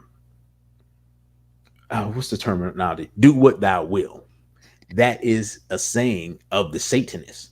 And so, not that I believe in Satan, but I'm saying that the Satanists believe in that philosophy, and that is the philosophy that we see now. And then, so when someone has standards and say, "Hey, don't do that because it's wrong," everyone looks at you as you're the problem for having the standards, and then they are following the Satanist agenda by saying they're doing their own thing, not even realize they think they're doing their own thing, but they're following behind the Satanists. So it's like Amos Wilson said, how come you think freedom is everything that the European tells you to do? That's where we are. Because the whole thing about, as we started off with, the wasted African potential, the W.A.P, that is a part of do as thou will, right? But if the European didn't want you to sing about the W.A.P, you wouldn't have a record deal. So you're not doing what you will, you're doing what the European will allow you to do. And so we're trapped psychologically thinking that we're free. And the people who are free are looked at by the people who are trapped as being either closed-minded or crazy, when we're the ones that sing. So it's literally like in the Matrix, it would be like the people who are still plugged up in the Matrix looking at the people walking around in Zion as if they're enslaved. You see how deep it is? It's not enough that the people are enslaved. It's enough that the enslaved people think the free people are enslaved. That's how backwards the thinking is. Wasted African potential. And 7779311 said he's raised and is raising the adopted children beautifully. That's fantastic. I'm not gonna lie. I um I don't believe I have the capacity to raise a child properly without a woman. I just don't. So it's understanding. It's part of understanding one's own limitations. And Brother Dessalines says reality is turned upside down. Absolutely. And Sister Vanessa says she's ready to leave this country. I know I'm starting to hear that from more and more people, to be honest. And I can't blame people. My only thing is, and Brother Jeannie makes this point, I have to agree with him, even though I'm ready to leave myself, is that the European, well, number one, racism and white supremacy is global.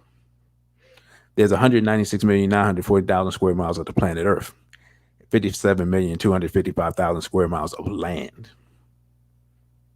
139,685,000 square miles of water. Out of that 57,255,000 square miles of land, what part of it can the European not reach if he wants to? I'll let you all think about that.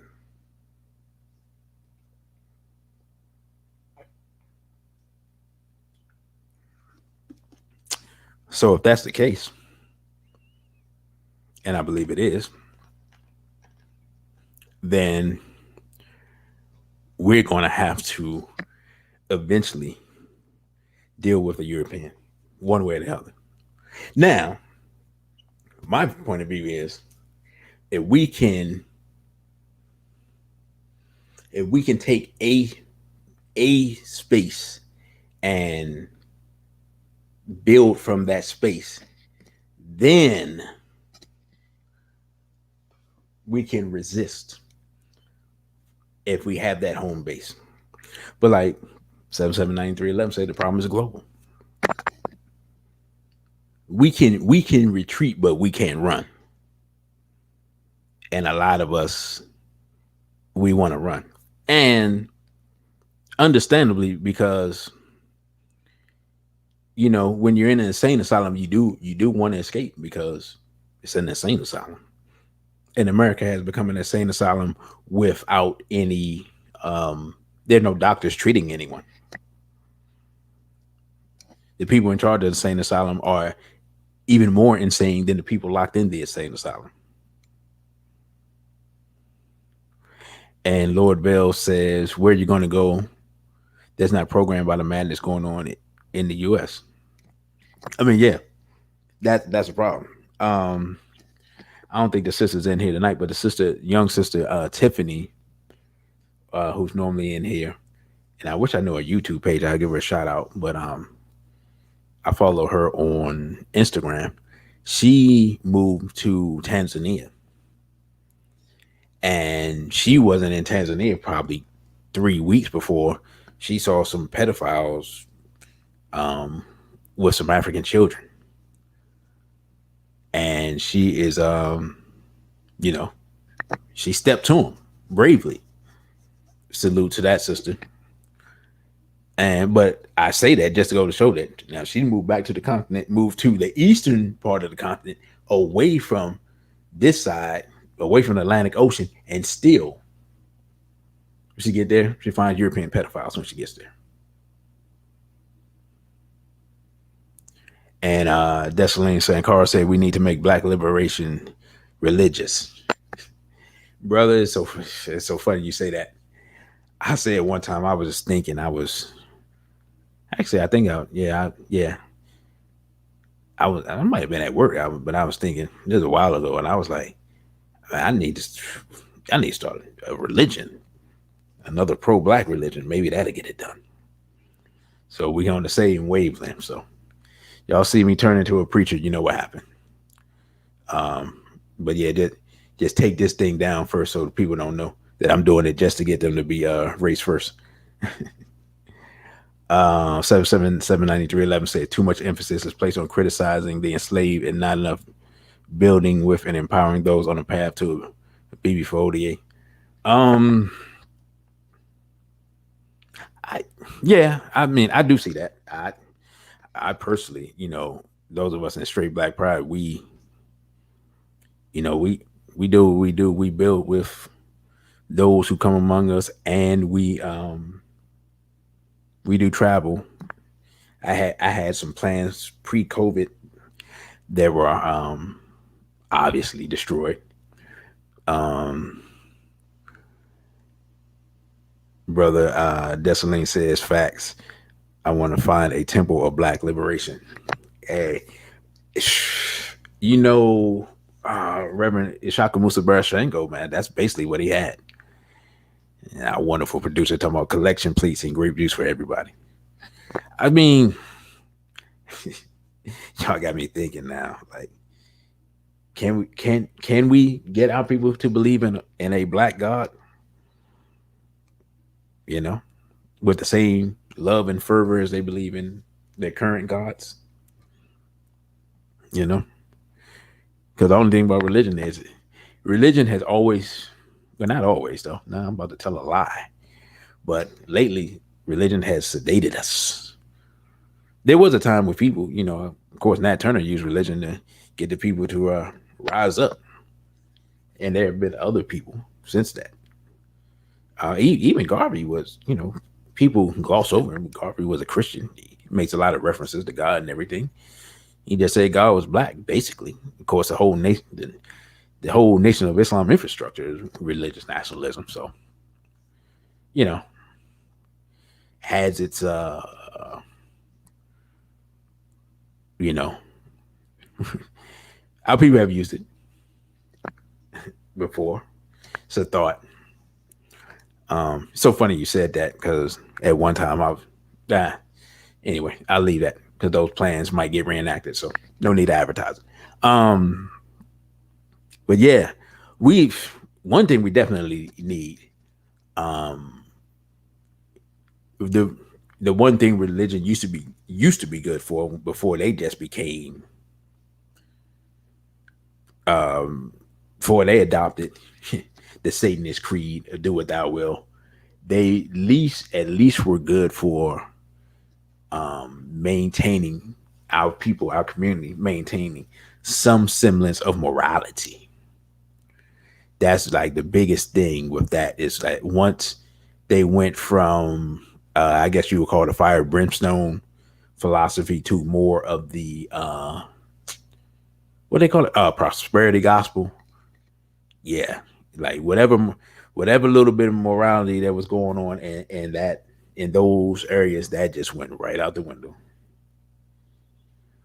Sister Vanessa says there has to be some catastrophic event so heinous for black people to turn to black liberation. And you got ripped off says we can't get our people to financially support our movement, so believing in African deities is beyond the comprehension.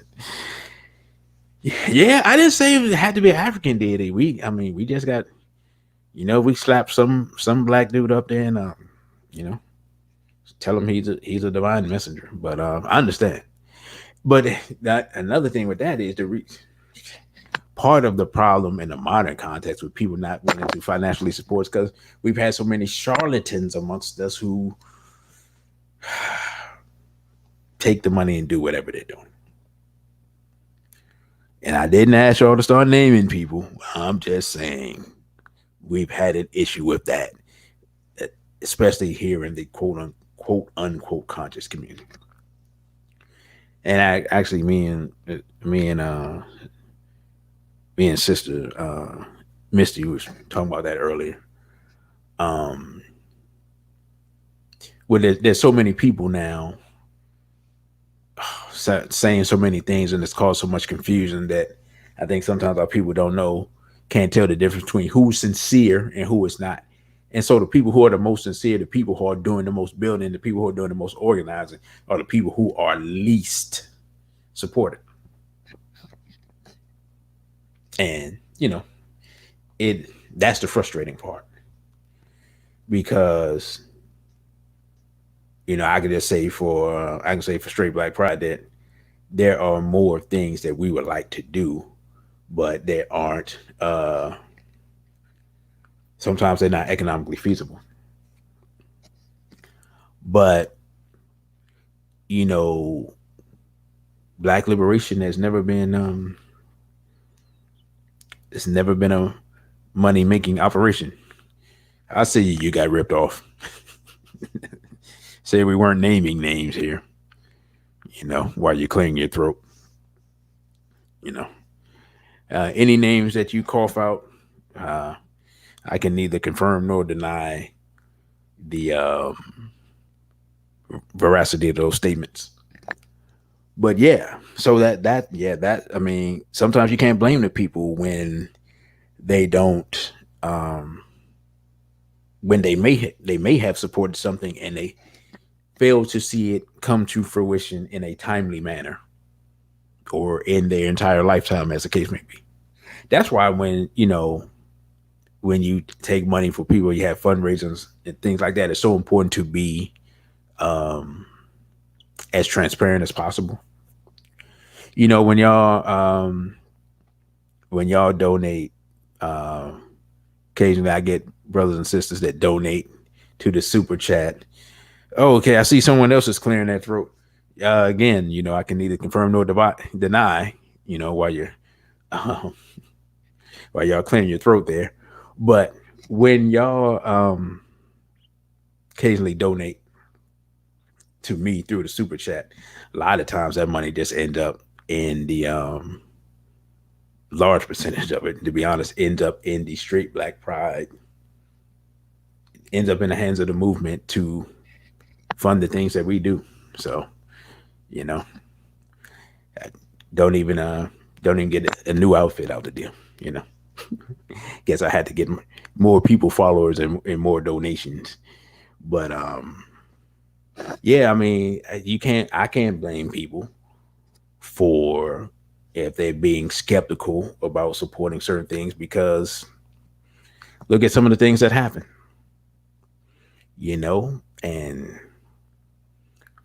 I mean, it is what it is. That's why I said, for those who have a platform, those who have microphone, those who are trying to organize, those who are trying to do things, being as transparent as possible is important. Wow, our wonderful producer, she's coughing too. It's amazing. There's a lot of coughing going on in the chat here. You know, hopefully there's no COVID going around. I mean, digital leak here, but so yeah. I mean, there's a brother that was a part of the movement. He used to always say, "Slow and steady wins the race," and I just believe that we just have to build incrementally. We have to crawl before we can walk. And one of the things that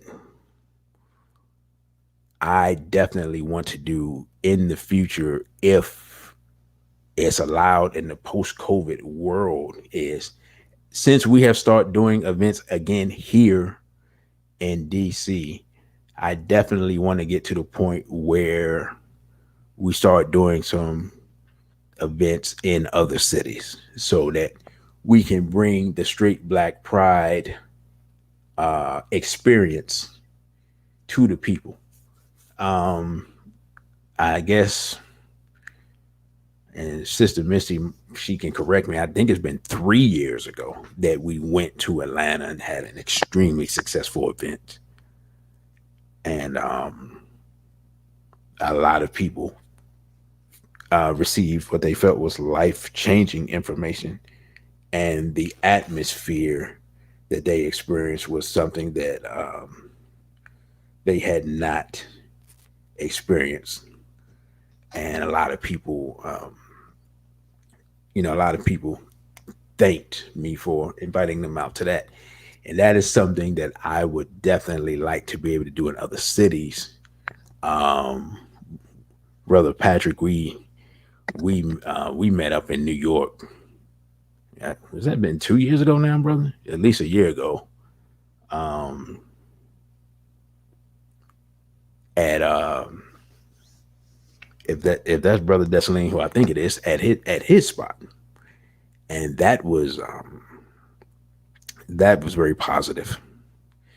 Sister Misty said, "Yep." I think she's saying "yep" to Atlanta. And I'm gonna be honest, you know, there's a lot when we traveling on the road and taking our events on the road. There's a lot of work involved in that. Um, a lot of work involved in that. Um, it's very strenuous to take the show on the road, but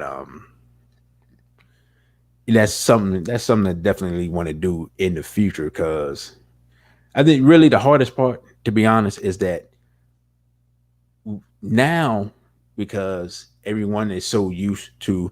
And brother said it was last year. Okay, thank you, brother. Last year. Um, Now because everyone's so used to doing everything online, when you find what you find is that people live in areas, and even though they may be part of an online community, when you where they live, there's not a lot of like-minded people where they live.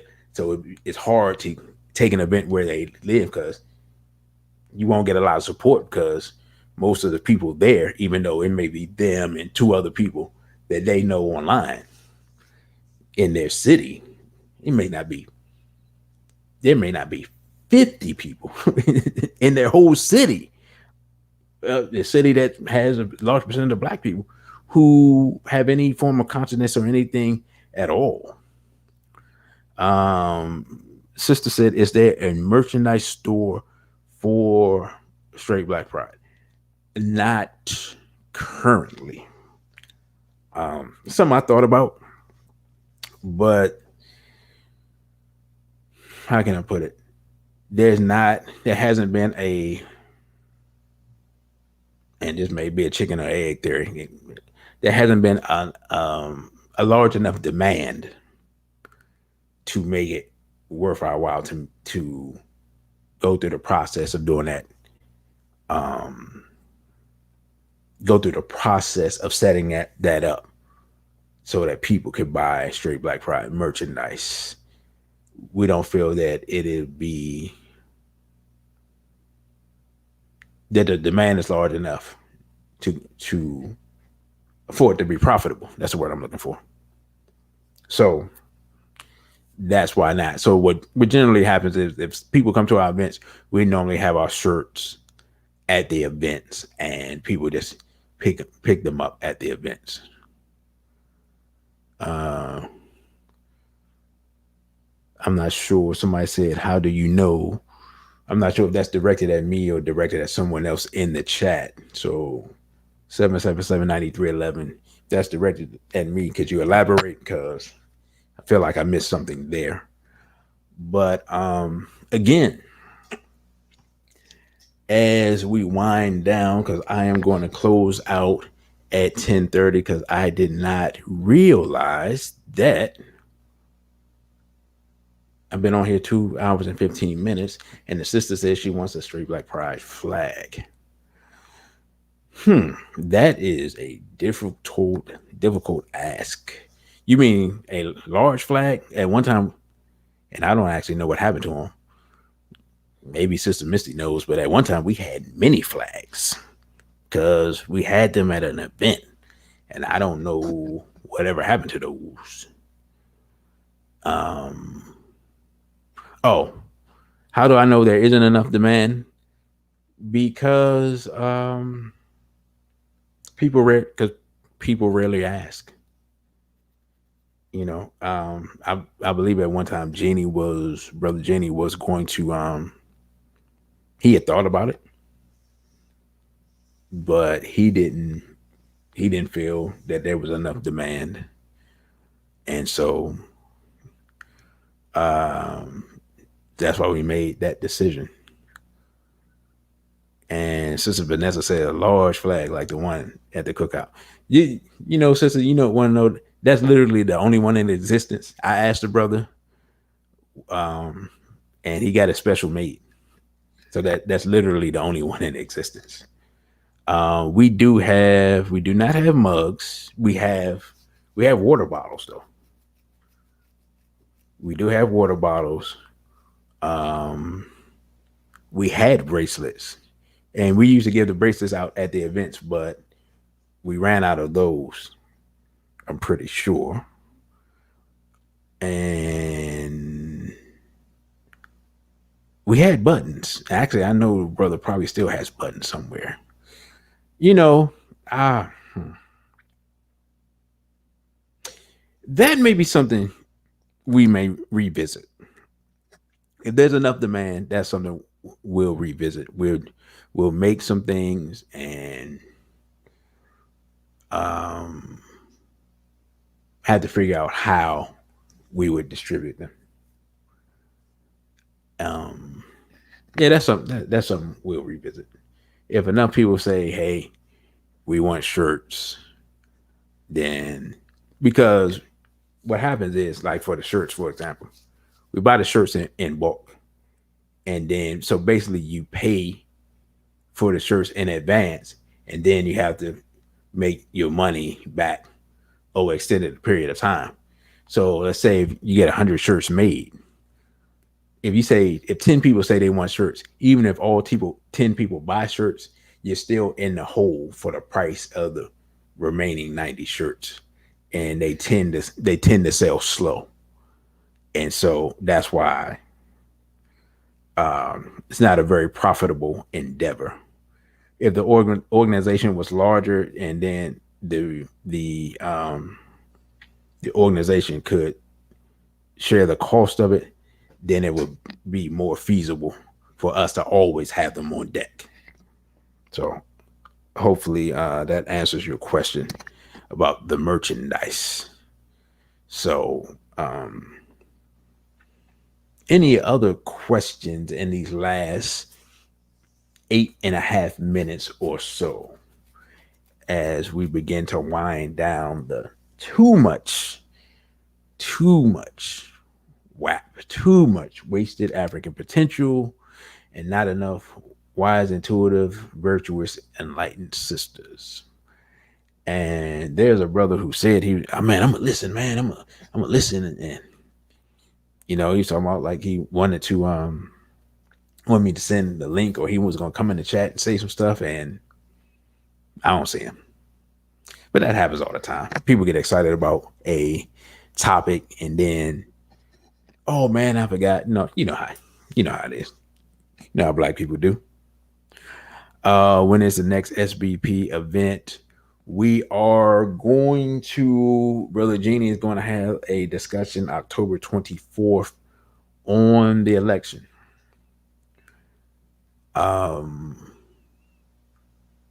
So October 24th at Everlasting Life Cafe at 2 p.m. Everlasting Life Cafe, 9185 Central Avenue, Capitol Heights, Maryland 20743. You can find tickets for that event via Eventbrite, and Brother Jenny will be hosting that. Thank you for asking. And I am currently trying to set up a date to do my Death and Rebirth of the Goddess Black Woman lecture. So I will give you all information on that if I actually can get a date at the venue of my choosing, which has been more difficult than I imagined when I decided to do this. Our wonderful producer Cindy Ashby says, "How does a man know the difference between a W.A.P and a wife? Remember, we females are tricksters." You know how they say it takes a village. One of the best things that a brother can do, and this is why I'll talk about how to break up in the family is so detrimental. One of the best things a brother can do is bring the woman that he's interested around his family, whether that's his physical or spiritual family. So, because like if you have family members who care about you, they're gonna tell you. One thing about that, black women gonna tell you don't have to worry. They gonna like, where you find her at? You know how y'all are, which basically means take her back to where you found her. And as a man, when you, first of all, when you're marriage minded and you're on your purpose, she has to show the ability to fit within your world and aid you in your purpose, or she's the wrong person.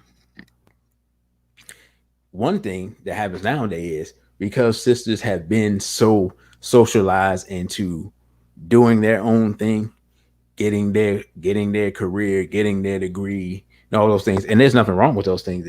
But what happens is sisters focus so much on that, and then they're trying to fit the man into their purpose, and it causes conflict. So as a man, first of all, you have to find yourself, find your purpose. And once you do that, then you go about the task of finding that sister. And if she's not willing or incapable of aiding you in your purpose and aiding you in your elevation, then, to quote the old song from Soul to Soul, you just keep on moving. Don't stop. No. It's very simple. And as a man, what you have to learn to see, be able to see, is the difference between the woman that's in to you just for you, in the sense of she may be into you um, physically, or maybe into you because of some clout you have or status, as opposed to the woman that's into you, but also into this movement. If you're a person that's in this movement and wants to aid and help you in this movement and help this movement grow and develop, because ultimately, as an African man, you have to make the assumption that your partner is going to outlive you. And you want a woman who's going to pass down the principles that you believe in, pass those on to your children, so that your children are a manifestation of you. So let me get into the old ancient African story of Asara sitting Heru, right? And I think almost everybody here is familiar with it, but it goes to what we're discussing here with the wise, intuitive, virtuous, enlightened sister. Our set is like the template for that. So the story, in short, is Asar and our set were a couple. They were supposed to be married. At the marriage party, Asar was murdered by his brother and cut up into pieces, right? Our set found out about it. She went, found all the pieces except one, put his body back together to give him a proper burial. Okay. From the spiritual realm, Asar saw what she did and was so overcome that he remanifested himself to her and gave her a child, Heru. Heru, born from this spiritual connection, went on to become a warrior and to avenge his father's death and to rule the land. Now, what is the point of this story? The point of this story is to show that the woman is capable of manifesting what I call the Black Messiah.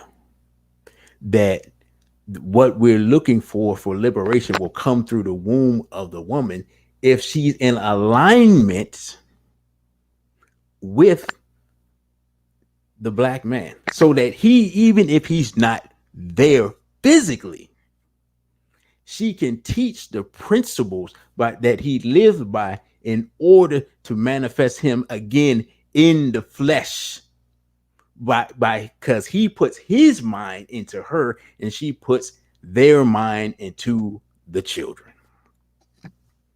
That is the wise, intuitive, virtuous, enlightened sister.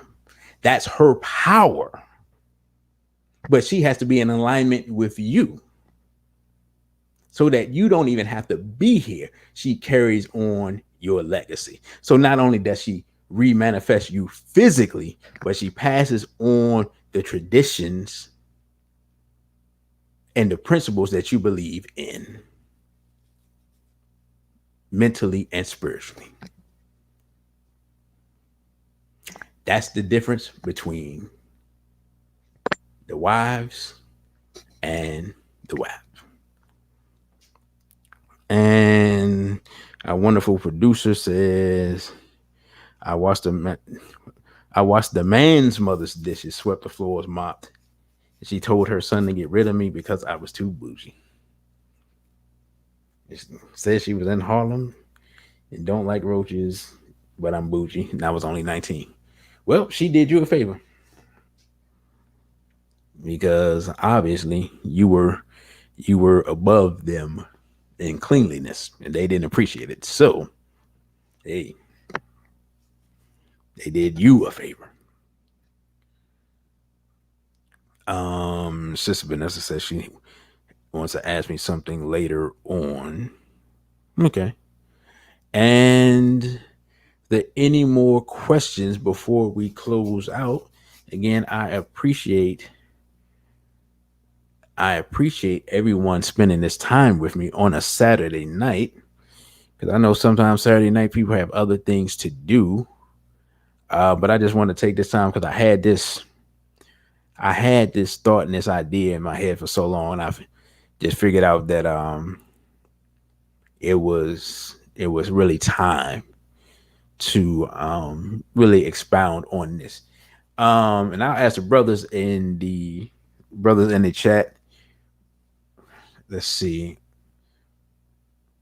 I'm trying to think of a time, but brothers, if y'all are ready for me to do the brothers guide to dating while conscious, let me know and I'll try to find the date and I'll put it out on all the social media so we can get into that. And this will that will expand upon this topic further. So y'all let me know before I get off with that. And again, the next Straight Black Pride event is October 24th at Everlasting Life Cafe. Doors open at 2 p.m. And that will be a discussion on the upcoming 2020 election. And our brother, um, our brother Irritated Genie. And the sister said, when will the regular broadcast be back in rotation? I am I'm trying to find I'm trying to fit my schedule around so that I can do this regularly. There's just a lot of things up in there and a lot of things that have been happening. So it'll be that's why things have been so sporadic. But I was glad to see the turnout tonight. I saw some pretty good numbers for a while. But yeah, I'm gonna try to get back to a regular schedule. I'm really just trying to find the best time because we are well, as long as they don't shut down everything again, we are ramping up our schedule with Straight Black Pride. So that means there's gonna be a lot of Saturdays out the way. And I must admit, I'm going to take some personal time to enjoy one of the things I enjoy most, which is boxing and excellent boxing events coming on next week. So I will not be on next Saturday. I'll be enjoying boxing. And those of you that know me know how much I love boxing. Lord Bell says I might have to come up for that event, but I don't know the Baltimore. Well, yeah. Well, actually, we're not in the Baltimore area, brother. We're actually in the DC. We're right outside of DC. Like not even 10 minutes outside of DC. So if you know the DC area, or even if you don't know the DC area, um, it's like it's right off. It's right off of the highway, so it's easy to find. And the brother say trademark my WAP definition. Hey, yeah, I might have to do that. Well, you'll know if somebody listened in if you hear somebody else on YouTube and they're talking about wasted African potential. You're like, hey man, that brother just stole his stuff already. He just went up. And our wonderful producer said this broadcast will be on iHeartRadio, Spotify, Apple Podcasts, and SoundCloud at On the Wake Up Radio by the morning, which means she plans on getting to work as soon as I turn this mic off. Um, So if that is everything, and also be on the lookout, like I said, I'm trying to schedule this Goddess Black Woman lecture. I will let you all know. Those of you all who follow me on Instagram, you'll see it. You'll see it first. And as the runner says along the bottom, which I didn't even mention, you can follow me on Instagram at dc.radical the numeral one. That's at dc.radical the numeral one. Also, you can now follow me on Twitter at DC underscore radical underscore ONE. That's at DC underscore radical underscore ONE.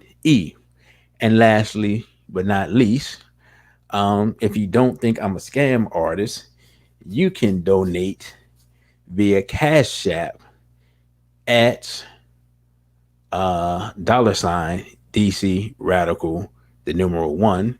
It's all one word. That's $ DC radical, the numeral one. All donations will be greatly appreciated. And a lot of times the money goes to equipment, or I actually joined a couple of research services that I had to pay for. It goes to stuff like that. The money really goes back to help you all and help Straight Black Pride movement. Um, Salute to you got ripped off. Said send in your donations, and that brother has sent in some donations before, so he's not telling you to do anything that he's not doing. Again, I appreciate everybody for joining me on a Saturday night. The sister says, "Thank you, brother, for a fantastic show. This was my first live show. I'm trying to play catch up. Oh, okay. This is your first live show. Okay, that's wonderful." Um, and Sister Vanessa says, "Straight Black Pride and a BP for Hodie." And I'm going to follow along with her with that. Again, I thank you all. And I will say a BB for Hodie and Straight Black Pride.